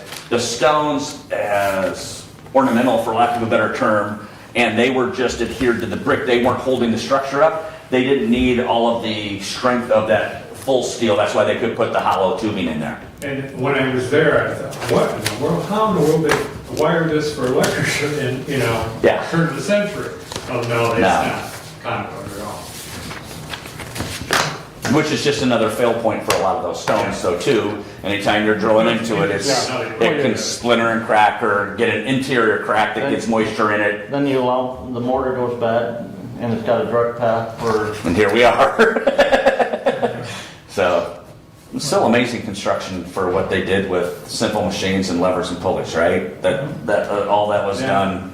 Jake did tell me, I had a conversation with him last week, and as you walk out the main west doors, you notice that the steps, the landing up there is concave. Well, those stones have been taken out and flipped over and slid back in years ago because it makes quite a valley with. And same things happen, and Jake told me that they would go ahead and replace those stones, and that would be in the cost of what we've already done. So they're going over and above, what we're talking about. So we'll have a fresh landing set of stone in there. Yeah, that west side is going to be gorgeous when we're done. It is going to be postcard material. the only question I have is, you took this stone out on an elevator addition there at the southeast corner. And that's been out the whole time, and it's like, I asked about that, and he told me, and I can't for the life of me remember what they did say about that, but, that was clear back yeah, a year ago when I saw Right, that. right. What in the world are we doing over here, And I don't remember what the answer was at the time. But yeah. But it was enough that you didn't think about it again. And I'm going to take that as It didn't acceptable. excite me, No, so I yeah, don't yeah. remember. Yeah. Okay. Unless there was something with how I it think connected, they wanted how to it see how connected to it's the tied building, together. how it connected to the I building, believe and that was that's the what point where we knew it wouldn't cause any structural loss of integrity, that we could pull that one out and see exactly how they tied point A to point B would be my guess. well, but that's not, that's put on the southeast corner of that addition, so it's not even where the addition ties to the historical. Yeah, structure. that's only 15, 16 years old. And so, yeah, I don't really recall the entire explanation. Anything else? All right. What, You took it all out on her. I escaped today. Well, let's say, this, you didn't come with a proposal for more money, so. Well, that's all. Hey, if I had known that, I wouldn't have done it for the last. I wouldn't have done it for the last 3 years. So would you like to be back in what, June you tell me. or May? What's the pleasure of the board? If I can make a suggestion. Let's have him back in May. May? Okay, I was going to suggest if I come back to the first one in June, we're probably going to have a lot more updates as Okay. far as the tower and the building goes. If you guys want me, May, I am happy to come. But I if we think wait That that works better for you. I think- schedule-wise, it doesn't matter. I'm just saying as far as an I think update. May's agendas are pretty full already. I think the first meeting in June would be easier to schedule. Perfect. I'll put it in my calendar. So you'll have, that'll also give you a little bit more time there, the full month of May to, 100%. Yeah. Get as much done as we, like I said, I think there will be more to update if I come in June. April, May, so you're gonna be pulling some scaffolding down? That's the first one. Yep.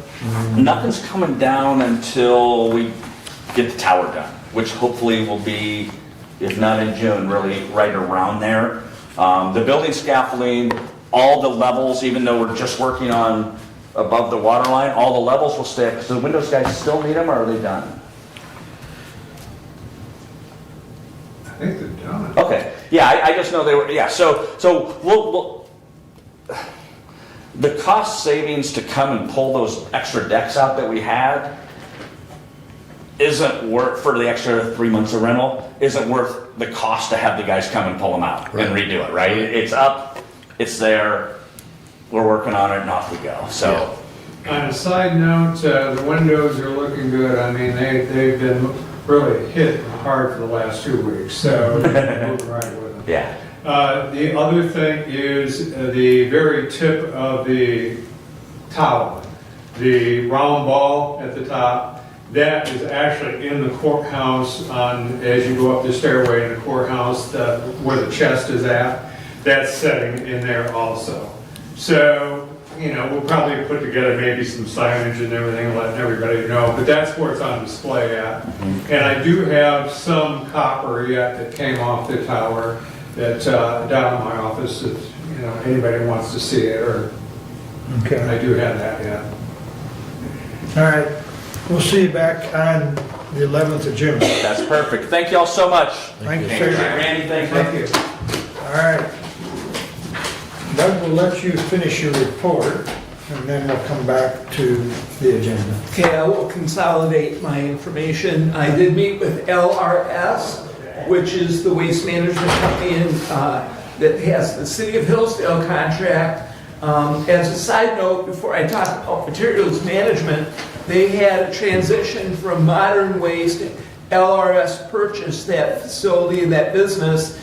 Initially, they had difficulty with connecting with customers. They have now improved their success rate up to 90%. So if someone had difficulty connecting with LRS, please do try again. That's the message that I received from Larry Jones, who was the general manager of this area.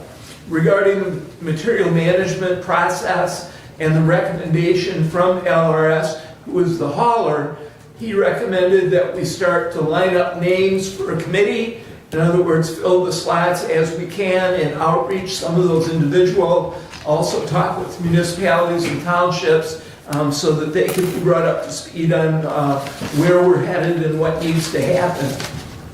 Identify certain drop-off sites. We do have drop-off sites in Hillsdale County that can be utilized. He recommended fenced areas and maybe talking with the road commission as a possible area. And that Lenawee County is slightly ahead of us, but there could be some possibilities in terms of a collaboration, and hopefully Commissioner Wiley and Benzing can outreach that a little bit in some of your meetings that you have with Lenawee County. They are ready for the most part with their notice of intent. Did you talk to Branch County? I have tried to no avail. Before you leave, I'll give you Bud Norman's cell number, Okay. because he talked to me a week or so ago about the Quincy School thing. Okay. And that's when I sent you a couple of articles. Yeah, I've that tried he to had sent outreach, me. but nothing, so that I'll would be give very you his helpful. cell number, because he said he'd be more than willing to talk to you about it. Thank you.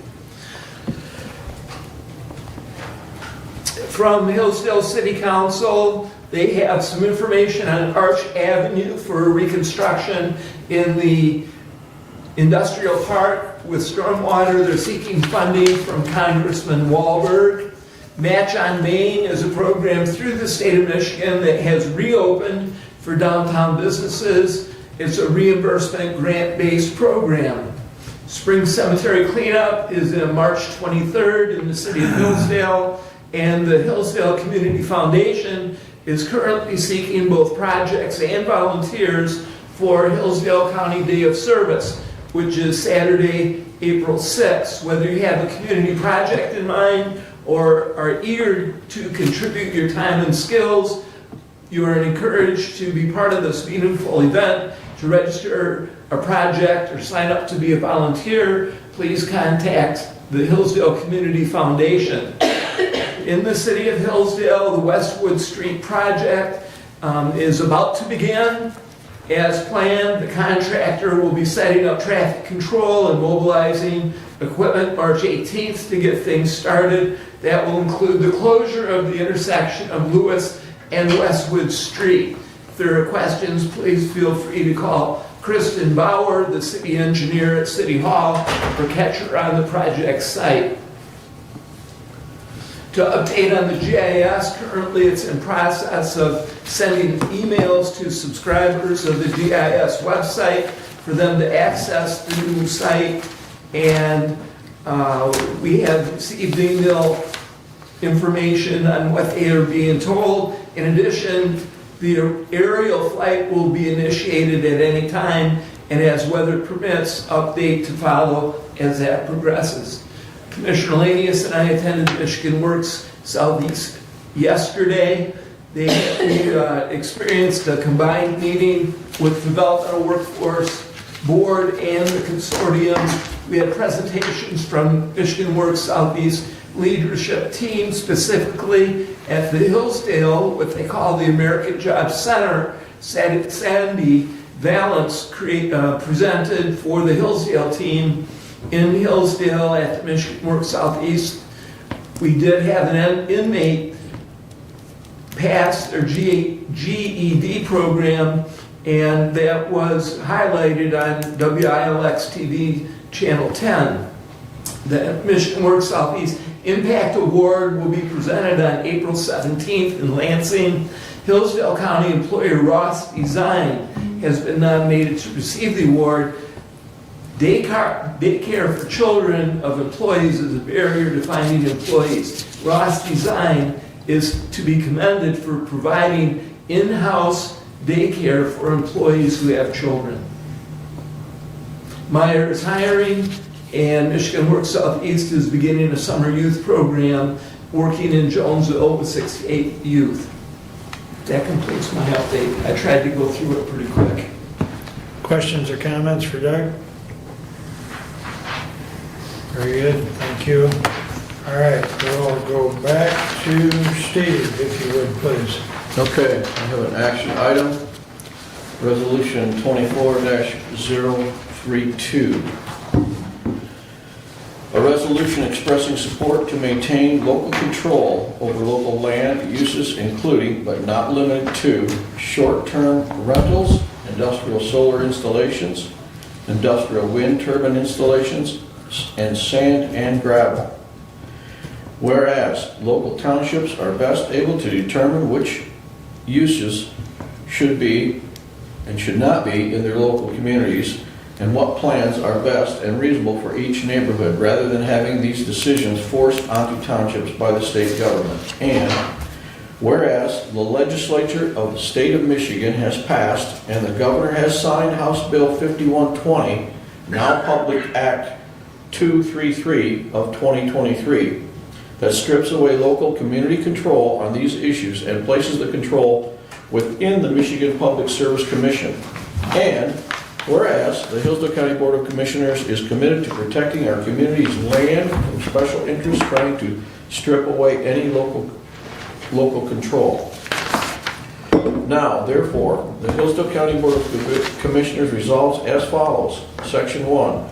The Hillsdale County Board of Commissioners is opposed to the legislature of the state of Michigan proposing and passing bills that take away or otherwise limit local control over local land uses, including but not limited to short-term rentals, industrial solar installations, industrial wind turbine installations, and sand and gravel mining. Section 2. The Hillsdale County Board of Commissioners is opposed to the construction, operation, maintenance, repair, replacement, and decommissioning of industrial wind facilities, industrial solar facilities, sand and gravel mines, and similar uses in our community unless these projects comply with township ordinances and regulations. Section 3. The Hillsdale County Board of Commissioners supports the longstanding right of local community self-determination as provided by the laws and Constitution of the state of Michigan.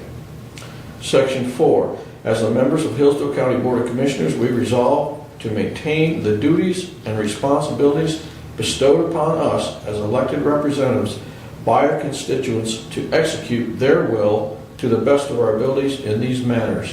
Respectfully submitted.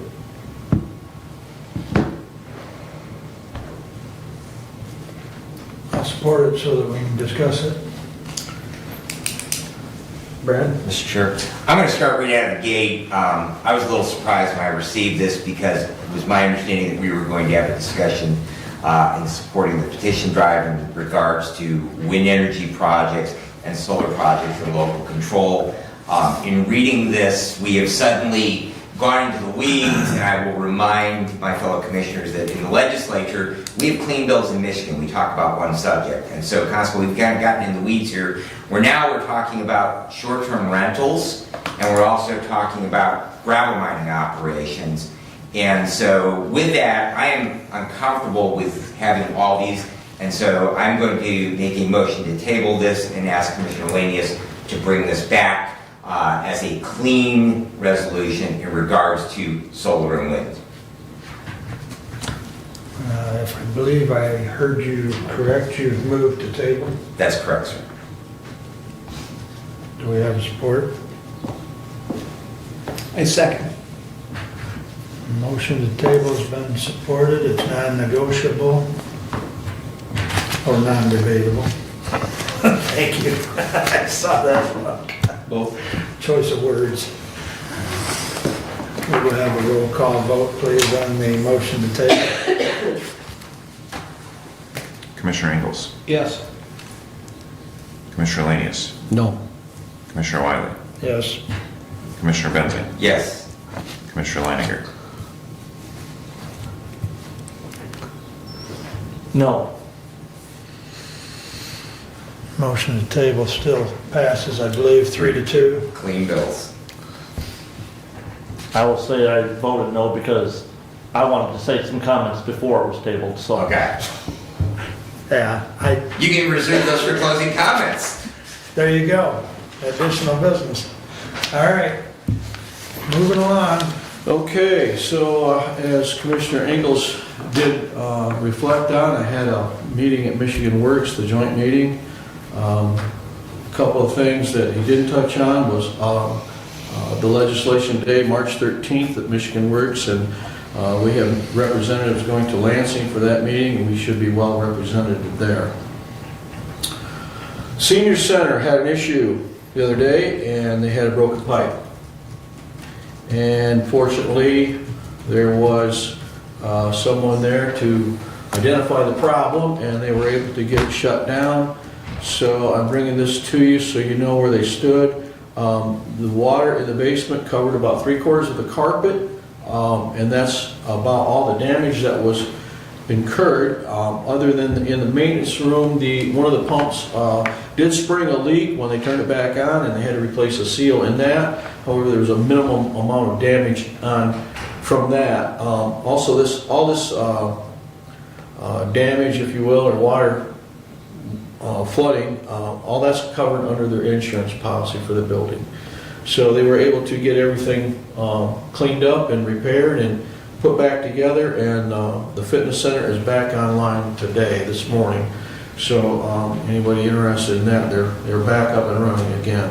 I did get a phase 41 email from Hannah Jordan, and I will bring I just got that the other day, so I will bring a report on that at our next meeting. I will have to reschedule my Community Action Agency appointment for orientation due to a conflict of scheduling. So that's it for me today.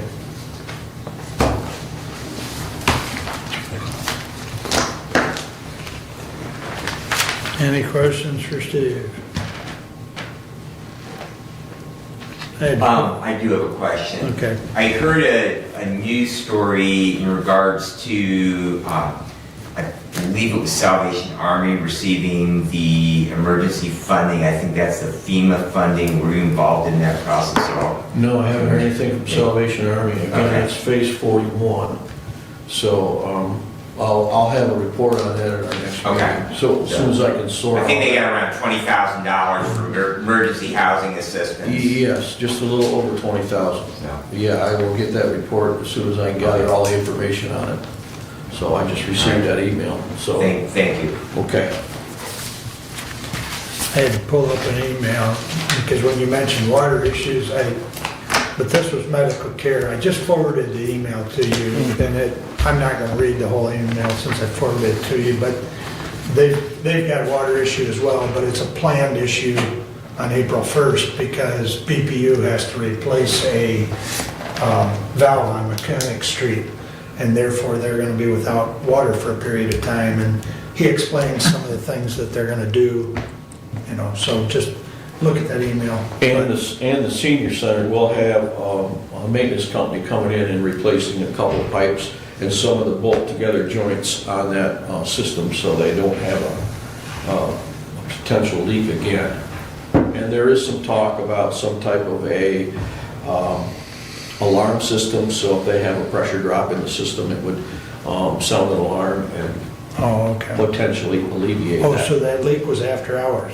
Yes. Okay. Just happened to be, Shane was in there, I believe, and happened to catch it, so lucky, Yep. because the whole place could have been underwater. Brent? Commissioner, any update on the Michigan, Ohio, Indiana I have heard council of nothing, government? I have heard nothing from them, but I will do a follow-up on that. That I had the township ask me for a report as to what's happening there, so. Okay, I'll get you some information on that. Bev Geyser, I think it is. Greaser. Yeah, Greaser. She sent me 3 or 4 emails. I haven't read them all, but I'll be happy to forward them to you. Because she's been following that pretty closely. And I can probably contact Bev direct, so. I do know that the city of Pioneer wants, or village of Pioneer wants to buy a $1.8 million fire truck. Good for them. Yeah. You can call them, tell them there's no part of the budget. Do you have a question, Doug? Not that Pioneer, that's, I had a conversation with somebody at the Conservation Club who said that those that were doing the fish farm are still acquiring property, and they've run into a roadblock that there's 4 pieces of property that they need that they cannot get access to. However, what they're doing is they're putting in a solar farm somewhere that creates line access, and with that line access, then they can create eminent domain to acquire property they need.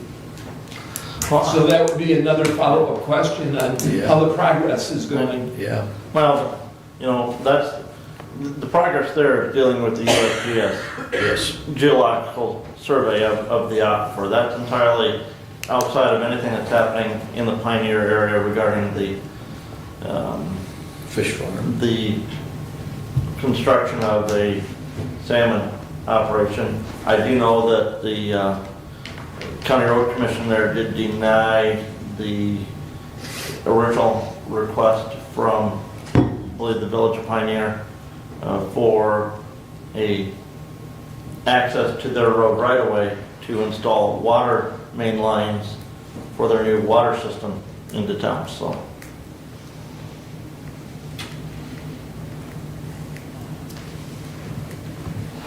And I don't remember what the appeal was for, but the Williams County Board voted 2-1 to go ahead and appeal one of the court decisions.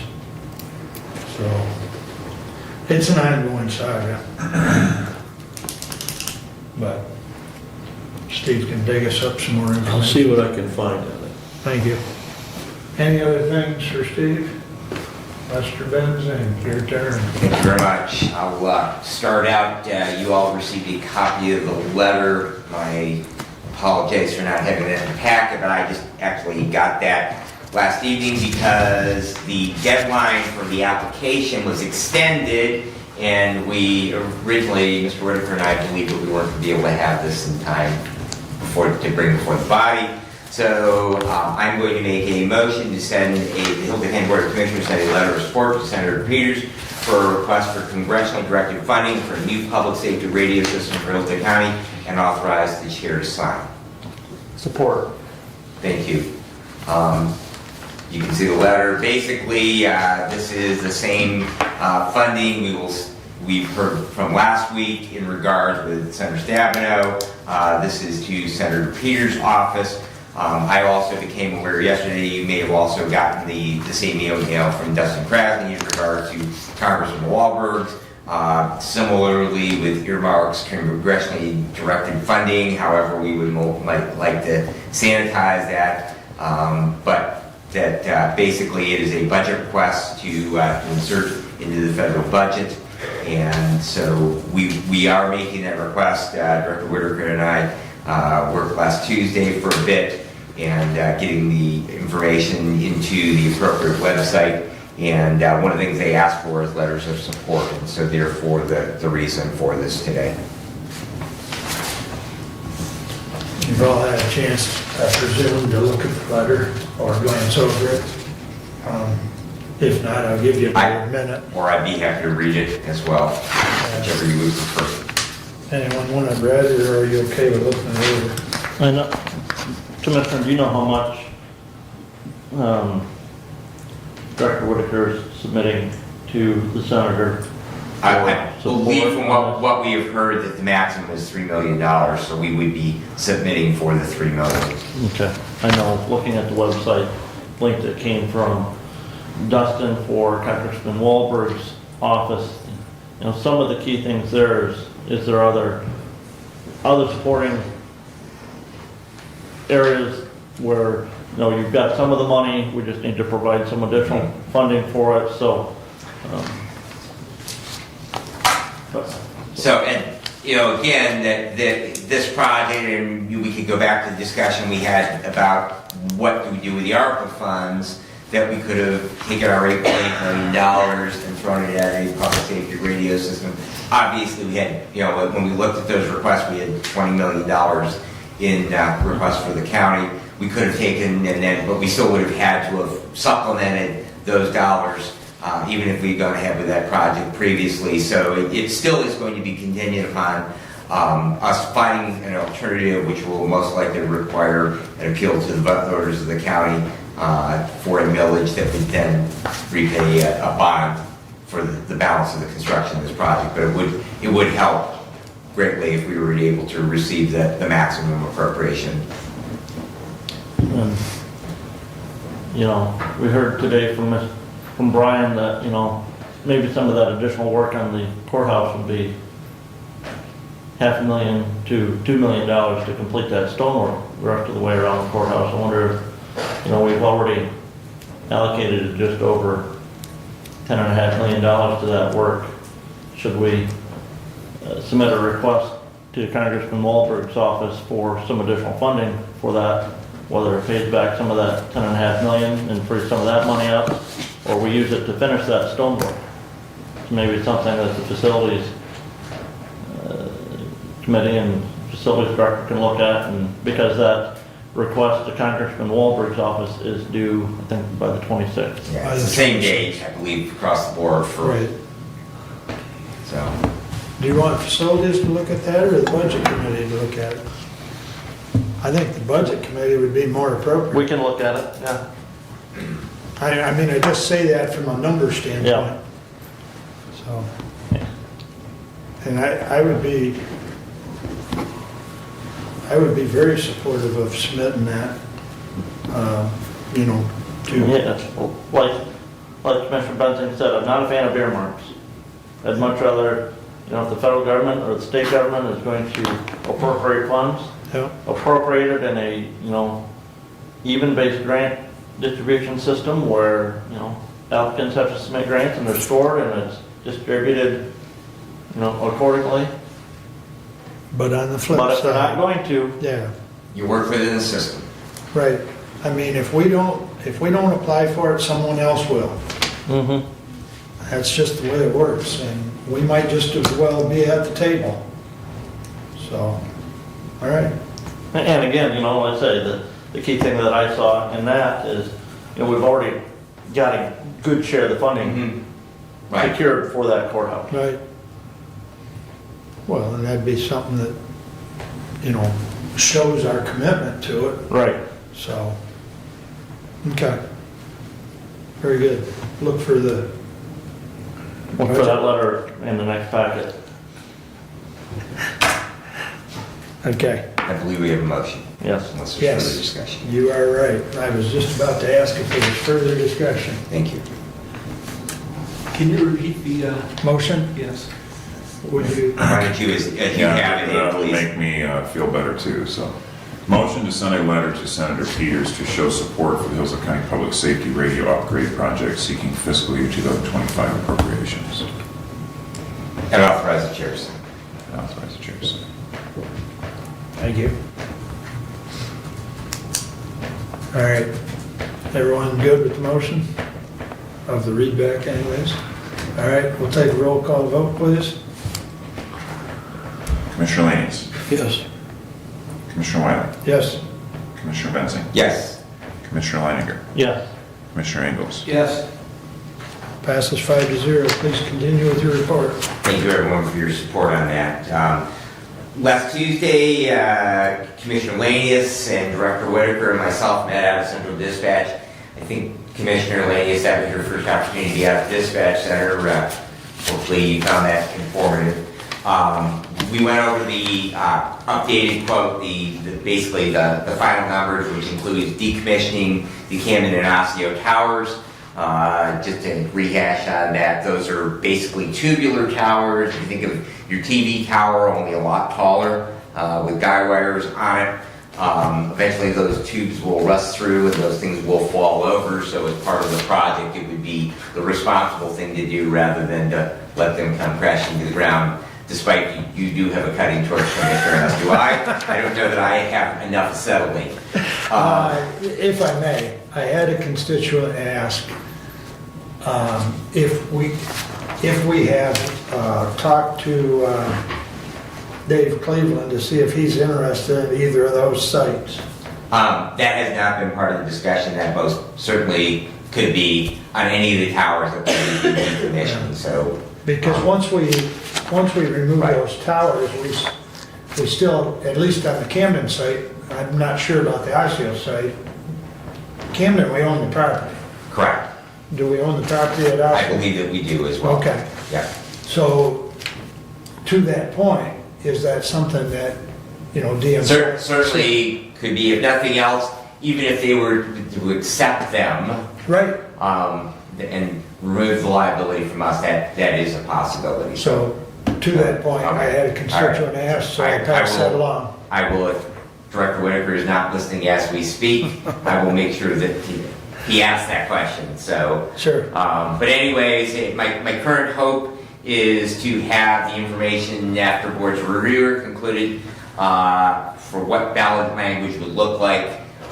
Basically, the process, as we've gone through this in the past, we'll have to have a number and what the total taxable value is. The treasurer will need to go to bond council, and then we can generate approximately what that would look like as far as a borrowing rate for us to bond, and then that would then give us a millage rate. But my hope is to have proposed language for you at our first meeting in April, and I'm hoping at the same time, because we won't need the bonding portion of it, but we will need the taxable value to generate what language would look like for the EMS proposal, that going to 1 mil rather than the 0.85 and 0.15 on those two. Meeting cycle is just starting up for the month. Adams Township is working on a culvert replacement with Jefferson Township on Peterson Road. Evidently it's a border road and that culvert has failed.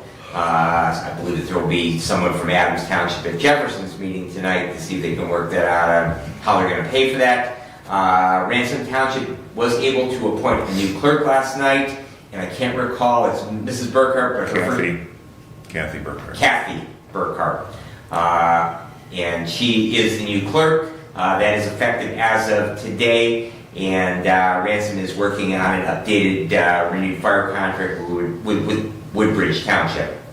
The medical control meets on Friday. We will have finalized discussion on the new protocols, which will go into effect for all of our county EMS personnel on the 1st of April. The Child Death Review Team meets on the 19th, and 911 Board meets on March the 20th. Commissioner Leininger, I would like to request if we can find funding, because it's not in the budget. Previously, we have paid for training for our employees in regards to CPR, stop the bleed, naloxone training out of opioid dollars. We have a number because if you recall, we did make it a requirement and is adopted in our new handbook that within 60 days of an employee joining the county, we will provide that training for them. We have a number of new employees. I have located a vendor who is willing to do that, all of those things, including they will get a certification card, CPR, which was one of the feedback things that we heard was not included in our first round when we did this for everyone. It looks like that'll be $100 per employee. I would anticipate this year we probably would have about 30 employees that will need that, but also just forward-looking that we will also, and it will be part of next year's budgeting process because we'll be at the 2-year point and we'll need to recertify all of our employees next year. And but my primary concern is if we could possibly, whether that goes to opioid committee, that we are able to come up with about $3,000 to cover the cost of getting those employees trained. And the last item is just that I did renew both my EMS license and my National Registry of EMTs through March of 2027. So I look forward to continuing to practice for at least for another 3 years. And that concludes my report, unless you have questions. Questions for Brad?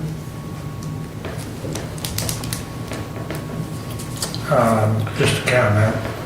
I did speak with Nick. He's planning on being here on April 9th with his report, and he should be able to potentially have the numbers that we need, not only for the ambulance, but the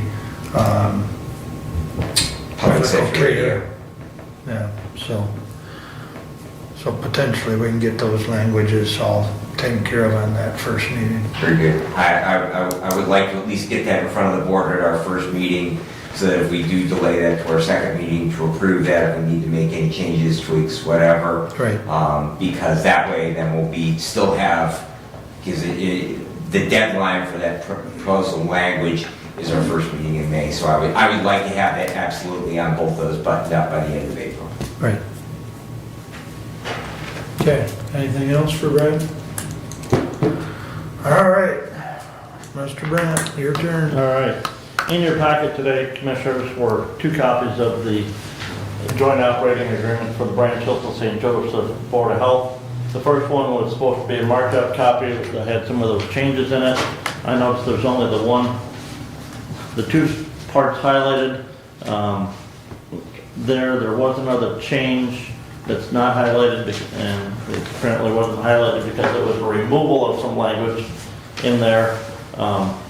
The additional language inserted on page 6 of 10, changing the date when it was adopted on page 10 of 10 of that agreement. The other thing that changed is regarding the terms of office for Board of Health members. In the past, and this is on page 3 of 10, in there, and we talked about this at last meeting, we'll present this in the consent agenda for approval at our next Board of Commissioner meeting, but I wanted everybody to see these copies before we actually voted on them. We have another Board of Health meeting on next week, Thursday. That got moved up a week this month because of spring break the following week and not being able to have enough Board of Health members present. So review those. If you see any other things, we would have to have approval at the Board of Health first to make those changes, because this is a document that has to be approved by all 3 counties. It has to be approved identical in all 3 counties, and then we have to have approval from the director of the Michigan Department of Health and Human Services, and approval from the governor on this. So I do know that the health officer has sent us, even without the county's approval, that changed language to the director of the Department of Health and Human Services for their sign off, because it doesn't have to have the county approval first, but starting that process so that that's done. The language that was removed there on page 3 of 10 was that terms of the Board of Health don't commensurate with Board of Commissioners terms, because we're going from a 2-year term to a 4-year term, so we're still keeping the Board of Health appointments to 2-year terms. And again, that will be on the consent agenda for next. I meeting. Yes, Commissioner. On page 8 of 10, duration of this agreement and rights upon termination. Under A, it says this agreement shall continue indefinitely unless a county withdraws as provided by this agreement. Understanding that a county can go through their motions and withdraw from this unit, I don't think that an agreement should be an indefinite term. I think that it would benefit all 3 counties if this was looked at maybe in a 2-year interval, maybe a 3-year interval, but I don't think the term indefinitely should be part of that consideration. Again, Commissioner, that's in the current operating agreement. I understand. That's been there, and that was not discussed at the Board of Health to be presented as something to be changed to the counties. Well, I'm not comfortable with that line. I still think, even though it's in the previous contract, I didn't catch it through the first time when I read it, but I caught it last night when I read through it again, and I just don't think an indefinite contract is good for our county or any other county with the changing environment that we have economically. Well, there's an opt-out, correct? There is an opt-out. There is an There opt-out, is. yes. But it's been a few years since I was on the health board, but if I remember right, we've looked at this before in past years. We didn't renew it and send it up to the state, but if I remember correctly, most of this comes from boilerplate language that was put together years ago. Well, it's going to come from statute for how counties enter into joint operating agreements for boards of health or Correct. for mental health services agencies. Right. And that, you're complying with state statute when you do that, Commissioner. Well, I understand that, but Yeah. still, I don't believe the term indefinitely is a good term to have in a contract with the county and any other. Well, there again, I think to Brent's point, you'd have to look in statute how often the state wants to review these bloody things. Yes. Because, And again, how often, do we take time at a Board of Health meeting, county commissioner meeting to review these, and ask the other 3 counties to do the same thing?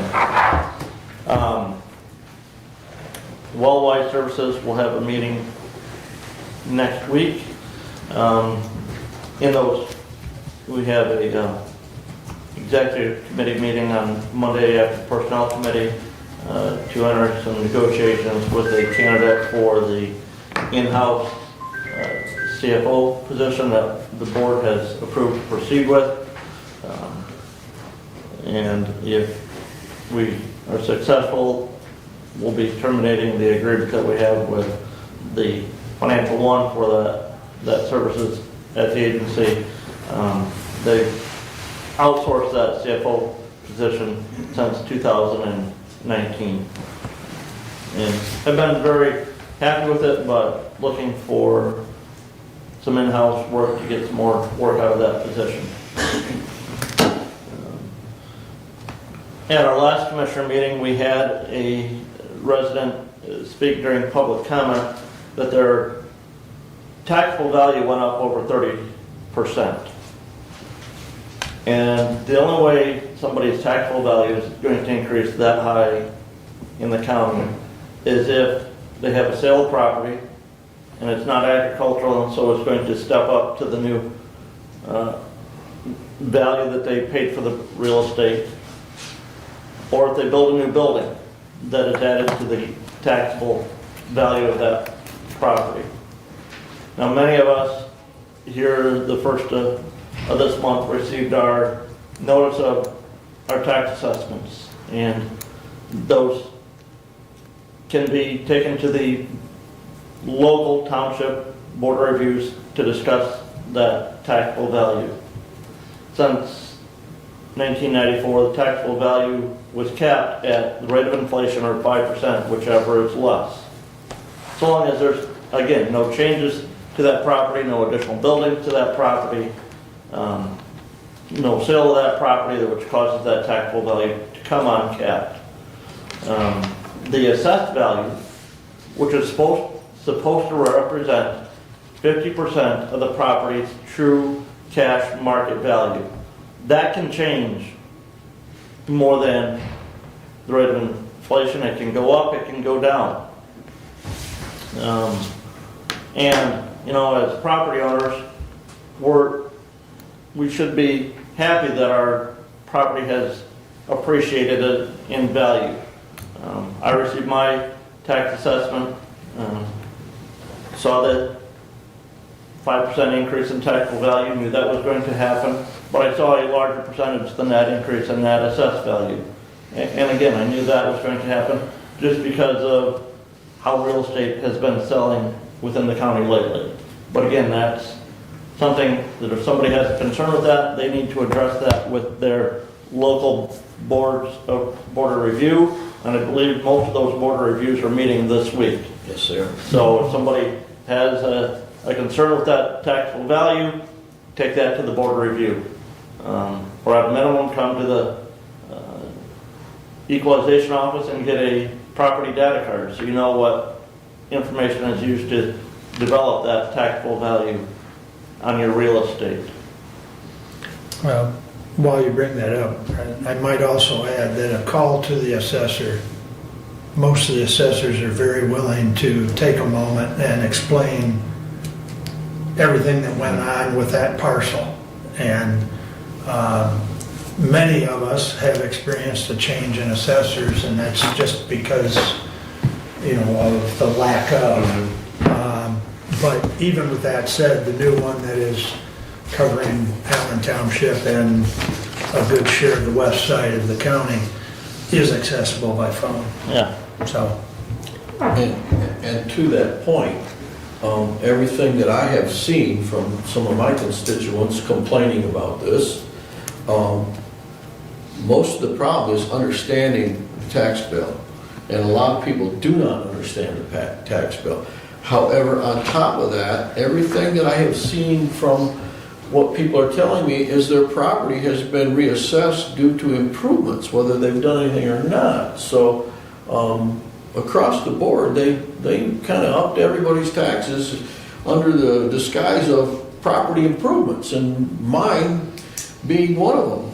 I have done nothing in 4 years, and yet I got a hike because of improvements, and the only improvement I've done is maybe mowed my lawn. I don't think that's a taxable reason to increase. That's a question for your local assessor. That's exactly right. That's exactly right. Yeah. I'll be there tomorrow. Again. The other issue, we talked about this briefly at our last commission meeting, and the numbers weren't out yet. They came out the next day. The state of Michigan did release the marijuana revenues that would be distributed to the local units of government in the counties from the marijuana excise tax that was collected by the state of Michigan during the state's 2022-2023 fiscal year. The amount per license that would be distributed would be $59,086.35. That is an increase over the amount that was distributed in the prior fiscal year from the state. And those proceeds have been coming to the county since 2021. That was the first year that those proceeds were distributed by the state. I've heard at some other local government meetings, that some of these municipalities that are getting this should expect a decrease in that because, Ohio has now legalized marijuana, so there's not going to be people coming up from Ohio to Michigan to buy the marijuana like they have been in the past. And a reminder that the revenue that is distributed from this, that goes to the local units of government, is not the direct revenue that's received from that marijuana tax revenue by those facilities in that unit of government. In Hillsdale County, we currently have 8 licensed recreational marijuana dispensaries. 8. The other one in Jefferson Township is not licensed yet, Commissioner. And I have heard that one of the ones in Reading is closing down, but their license is still active. That excise tax revenue is collected by the state. The state then takes that, 35% of that excise tax revenue goes to the state school aid fund. 35% of that excise tax revenue goes to the transportation fund to be distributed through Public Act 51 distribution to cities, villages, county road commissions, and the MDOT.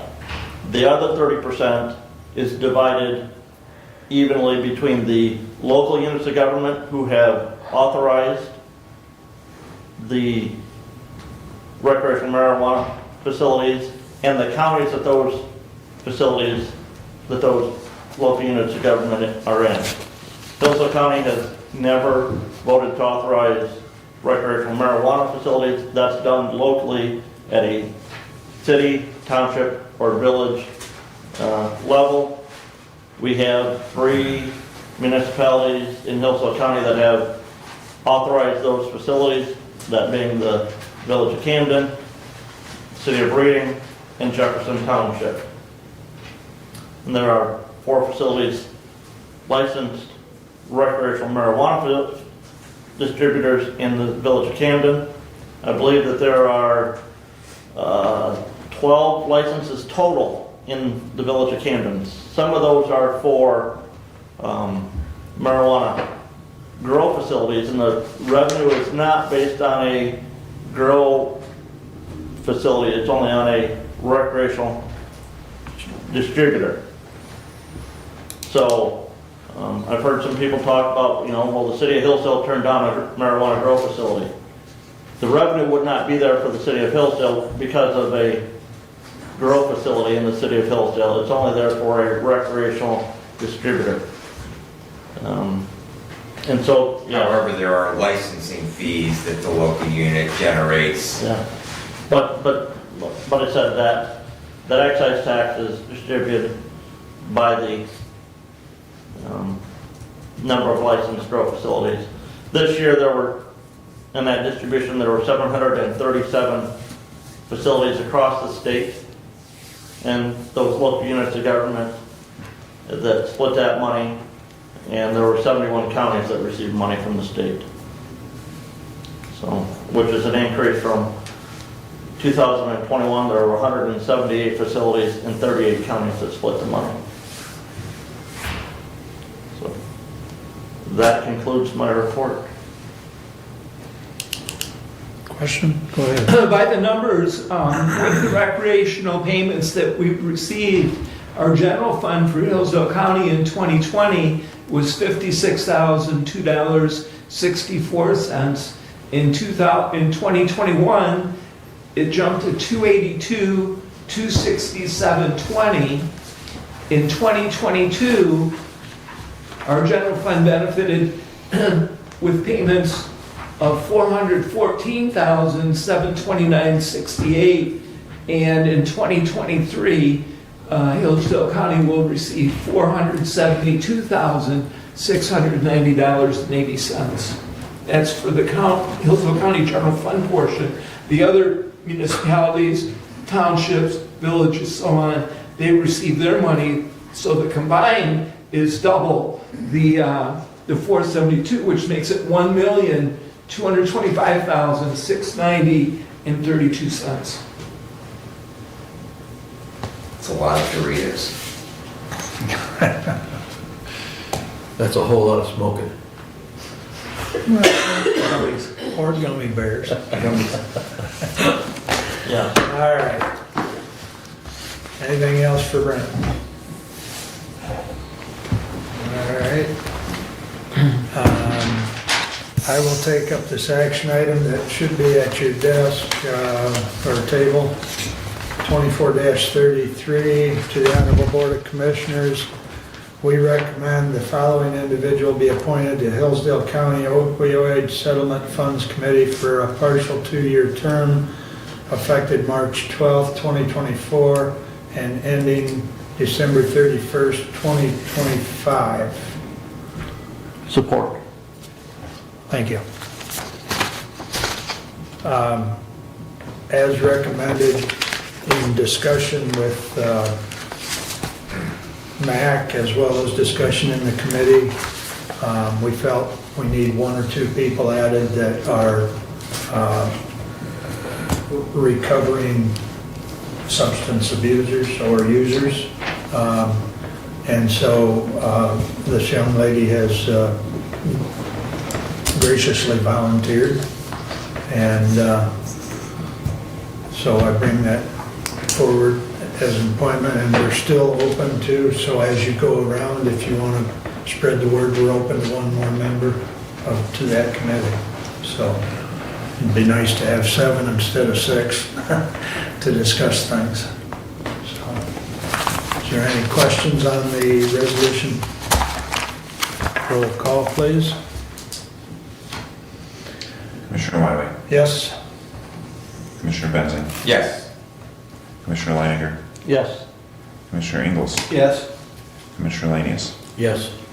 Passes 5-0, thank you. And with that, the opioid committee is scheduled to meet tomorrow at 10. I sent out an email.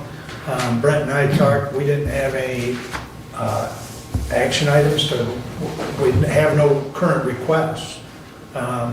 So with that said, I will send out an email later today to cancel that meeting because I heard from Brent, I heard from Tim Dixon. He does have something that he will probably have for our next meeting, Brent. Okay. So we will have our meeting for opioid committee will be canceled tomorrow, but we will have one in April, so. And I'll try and reach out to Chris to make sure she can let Melissa know that we're not going to be meeting tomorrow. Thank you. So I don't see her email address on this form. Yeah, I didn't see one either, So we'll so. need to get that so that we can add I her to believe that. she is part of Prevention Works, Commissioner, so Chris should have that email address. But we have a, Phone number. the IT department created a opioid group email Right. so that, in the request for proposals that we submitted out to the multiple different agencies across the county, ask them to submit those requests to that opioid committee email address. When that comes in, that automatically sends those emails then out to all the committee members. Right. Yeah, so we do need that email. But yeah, if you can take care of that, I appreciate it. Yeah. All right. The other item I have that's also on the table is we're doing these support letters. Excuse me, Lori, Hull, is it? Oh, Yeah. Yeah. I talked to her the other day. She had sent an email to Abe. Abe had sent it to me. Just like the other ones that we've discussed, she is also looking to tap into some of these appropriations monies. And this is through Senator Stavenow's office. So I would make a motion that the board support this and allow me to sign this letter of support for the Hillsdale County Fair. So moved.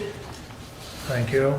Brad? and I was more than willing to support this as well. I'm, very supportive of our local fair.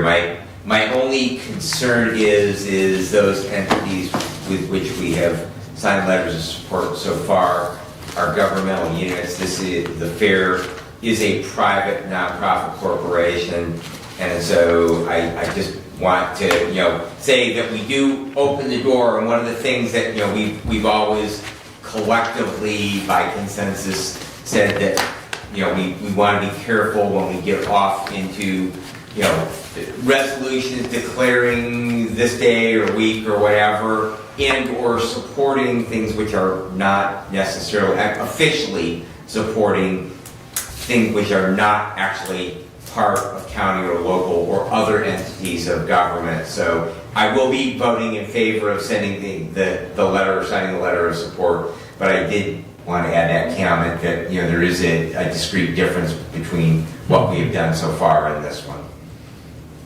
And I think the one thing about this that perhaps is also important to say that this fair is very important to the community as a whole. Incredibly. So- And, you know, very intertwined, but the question often comes up, you know, who owns the fair? And then the answer is always they are a private, nonprofit, agricultural Yep. exhibition entity. Yep.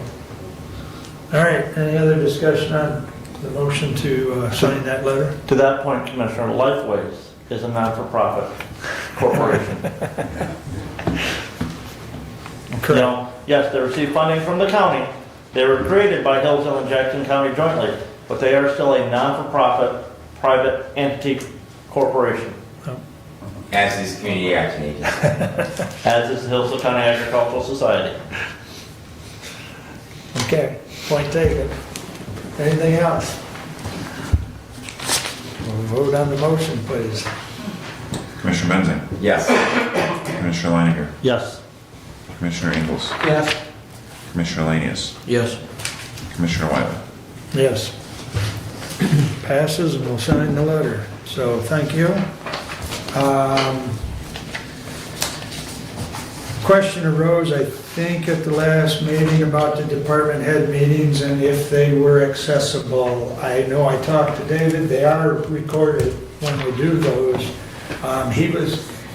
Because of the size of the recording, it's not something he can send out easily. So he was gonna work on creating a link that the commissioners would be able to access. Now, whether that's been completed, I have not gotten notification of that, so, but it, So it would be a link to the recordings, not to the live meeting. right, it'd be a link to the recording that you could, access at your leisure. Thank you, I'll follow up and ask. Okay, that'd be fine. But I know he was gonna work on it, so, because I had asked him if that could be sent out, and he said the size Big of the file, file yeah. would make it cumbersome, so. But that's the perfect answer is just stick it Yeah. somewhere and then put a link to it. Right. Let's see. I think I already covered everything then.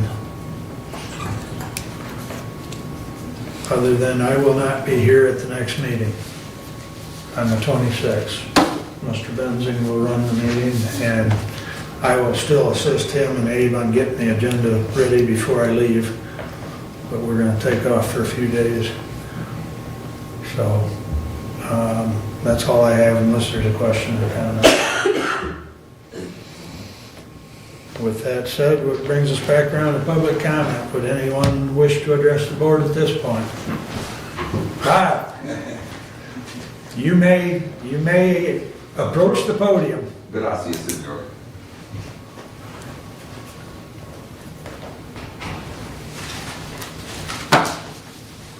Okay. It's too bad on the 26th, I really had some words for you. Email them to me. All right, well, anyway, I had listened to, was it Mary Beth?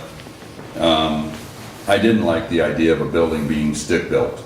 If we're gonna match up what's gonna be out there. That was a curiosity, kind of saying, well, we can put a fairly cheap but yet unsustainable.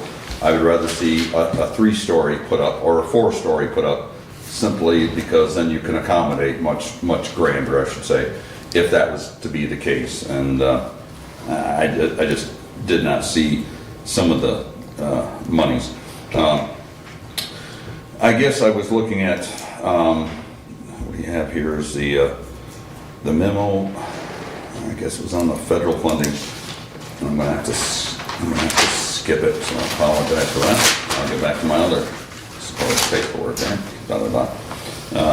What was it that was on called the Integra? What was that on? Integra? If you want to stick around, I'll talk to you afterwards about that. All right, thank you. Yeah. So, in trying to confirm, everyone's talking again about the circuit court. Are we finished with the dollars? And how much is it, Mark? That's what we're going to try to. Everyone's trying to ask, how much is it? How much is going to go into it again? we're all done. And I think this gentleman that was here today kind of established where he's gonna lay out as far as finishing it up. I guess, I don't know, but I'd like to at least get a comment on that, finding out, because we hear from different people, at the different counties or different townships, excuse me. So, yeah, I was just, willing to get a little bit of information there. The assessors, I guess, I'm very curious about, mine had changed dramatically from 34 acres down to 29 and 6 acres. Hey, isn't this amazing? You gotta put your faith and trust that you wanna see an assessor, and then you go through this board and they say, well, we don't know. Well, we changed it. You changed me from a agricultural residential to an all residential. So, frankly, there's nothing to be accounted for, and I don't know how Nick Wheeler has got this. I'll go down and see him, but one building is a shed, if you will, but it's rating at $50,000 value. Wow. I'm just amazed at how you guys have a great assessor up here in Mount Pleasant that gives everybody a prosperous a dollar that was everything in the value. I've never seen such an injustice of trying to take new dollars from the public as much as this committee has continued to vote for more and more, saying we have a need for a new committee, we have a need for something else.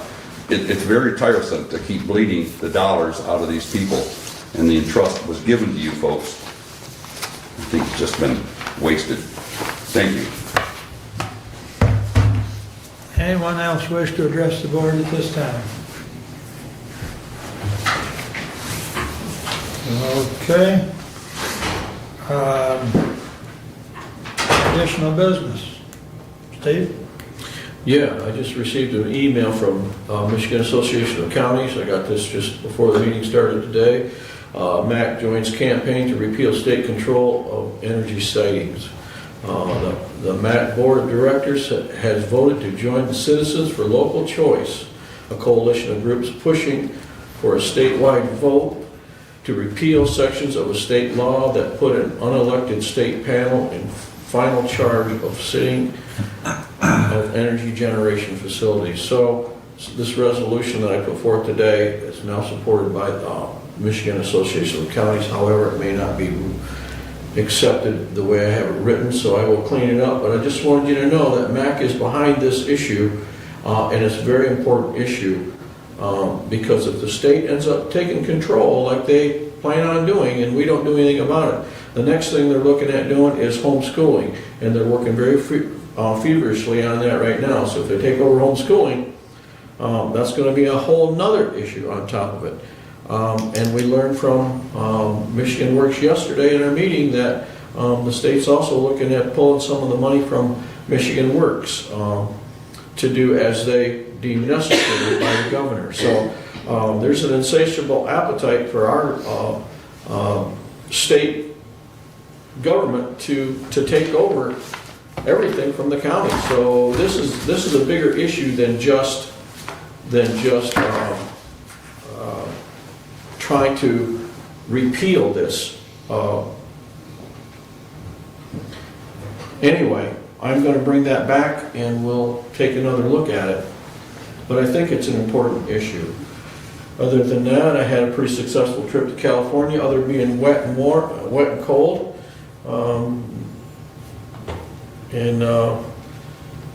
And I will continue to pray for each member of this commission and each member of our county workforce, as well as our county. That's all I have.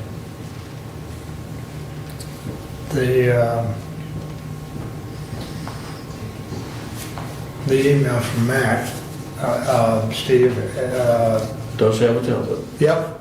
I saw it, read it. seen it. Okay. Just point it out. Yep. Thank you. I'm going to have Abe print it today, if you will, and we'll put it on the agenda for next week, or for the next meeting. Okay. And it does talk just about the wind and solar projects. Yeah. Correct. Okay. Brent, additional business? So, a couple of things. Number one, as I mentioned earlier, I voted against the motion to table because I had some comments regarding the resolution. And that's fine. Those comments were very similar to Commissioner Benzing's. This petition initiative that is going on right now deals specifically with Public Act 233 of 2023. Right. And that petition initiative and that Public Act deal only with solar and wind siting being transferred from local township control to the Public Service Commission. Okay? And that's the resolution that we passed September or October of last year, dealing with that same legislation. And yes, Commissioner, the issues that I had with that resolution today were that it went into issues that we haven't even discussed at this commission, and issues that I haven't even heard raised from local constituents. As far as the courthouse, just for some numbers for everybody, so you can get them all straight. The total bid cost that we have received so far from Renaissance Historic Restoration is $10,504,600. Okay? Now, we have passed resolutions that have approved a little bit more than that, because those first resolutions that we passed dealing with the roof, Commissioner Ingalls included I do believe a 10% overage on those, so we have approved for Renaissance those resolutions $10,557,050. In addition to that, we had a bid from BlackBerry Systems for the windows. That amount was $256,779. So the $10,504,600 plus the $256,779 is $10,761,379. $10,761,379. Now, when you come back, the resolution that we passed for the windows authorized up to $260,000. So the combined amount that we have authorized through resolution so far is for $10,817,050. Now, that's dealing with the work from Renaissance and the work from BlackBerry for the windows. Not included in that amount was the 700 and some odd thousand that was spent in 2021, shortly after many of us, 3 of us here, came onto this board that was approved in 2020 for the new HVAC system at the courthouse. So, Okay. but yes, so there's your numbers. 10,761,379. Thank you. And as of February 23rd, we had paid $7,937,270.46. So roughly $8 million has been paid, Correct. give or take. So, okay. Unfortunately, Bob didn't stick around. Yeah. Just So he'll saying. watch it on video. Okay. No, he won't. Anything else, Ralph? Probably on YouTube right now, on his phone. Nope. Thank you. Appreciate that. Doug? Just that I did receive, as we did all, email from Deputy Clerk Dane. We have openings on county boards and commissions. There's a variety of boards and commissions. Some of, for example, the Brownfield Redevelopment Authority, the Electrical Inspectors Board of Appeals, and so on, Emergency Telephone Services Board. So anyone interested, please contact the clerk's office if you would like to be on a board or committee. Or there are I believe there's applications Yes. online. Yes, there are, but some of those have to come with recommendations, like Right. Fire the- Association, Ambulance the, Association. or the current opening that we have on the planning commission, which is a township-only representative, Some are designated. has to come Yeah. with a recommendation from the Hillsdale chapter of the Michigan Township Association. Good point. Thus contact the clerk's office and they can answer your question. Brad? I became aware yesterday there is going to be a webinar on Thursday at 2 p.m. I believe it's the National Council of Volunteer Fire Departments is hosting it in regards to proposed changes in OSHA regulations for volunteer and paid-on-call fire departments. I have yesterday reached out to, I registered for it myself, and I reached out to every fire chief in the county that I had contact information for with that. I did not have for the chief in Reading, that was one in particular I did not have. And I know that there is to be, or if it is not already, a new chief in Moscow. So Commissioner Lanius, perhaps if I know Patty was retiring, she announced that at the last Fire Association meeting. But I would be happy to pass that along to anyone that will be interested to see. But there are some very deep concerns as government regulation and requirements for firefighters.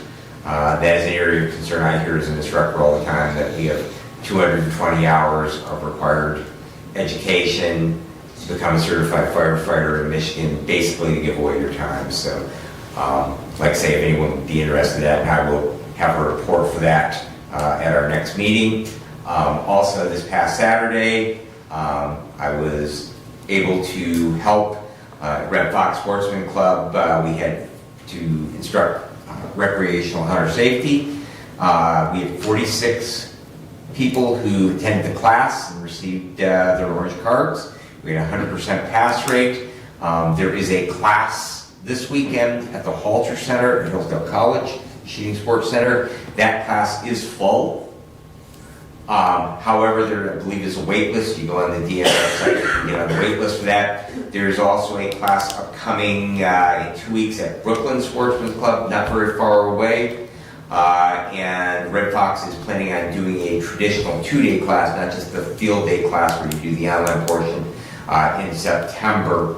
So I know we had a number, Commissioner Leininger, I can see if you had a question or a comment on that. We had a number of students from local trap teams because they are required to participate in those, that they have some form of a firearm safety certificate. And so we are seeing in Hunter Ed an increase in students who need to have that orange card as their firearm safety certificate. And so that is a nice addition to see in the class. They either have to have hunter safety certification, or they have to do annually a training through the High School Trap Shooters Association. So, and that is an online training that they have to do. Did you need the fire chief information for reading?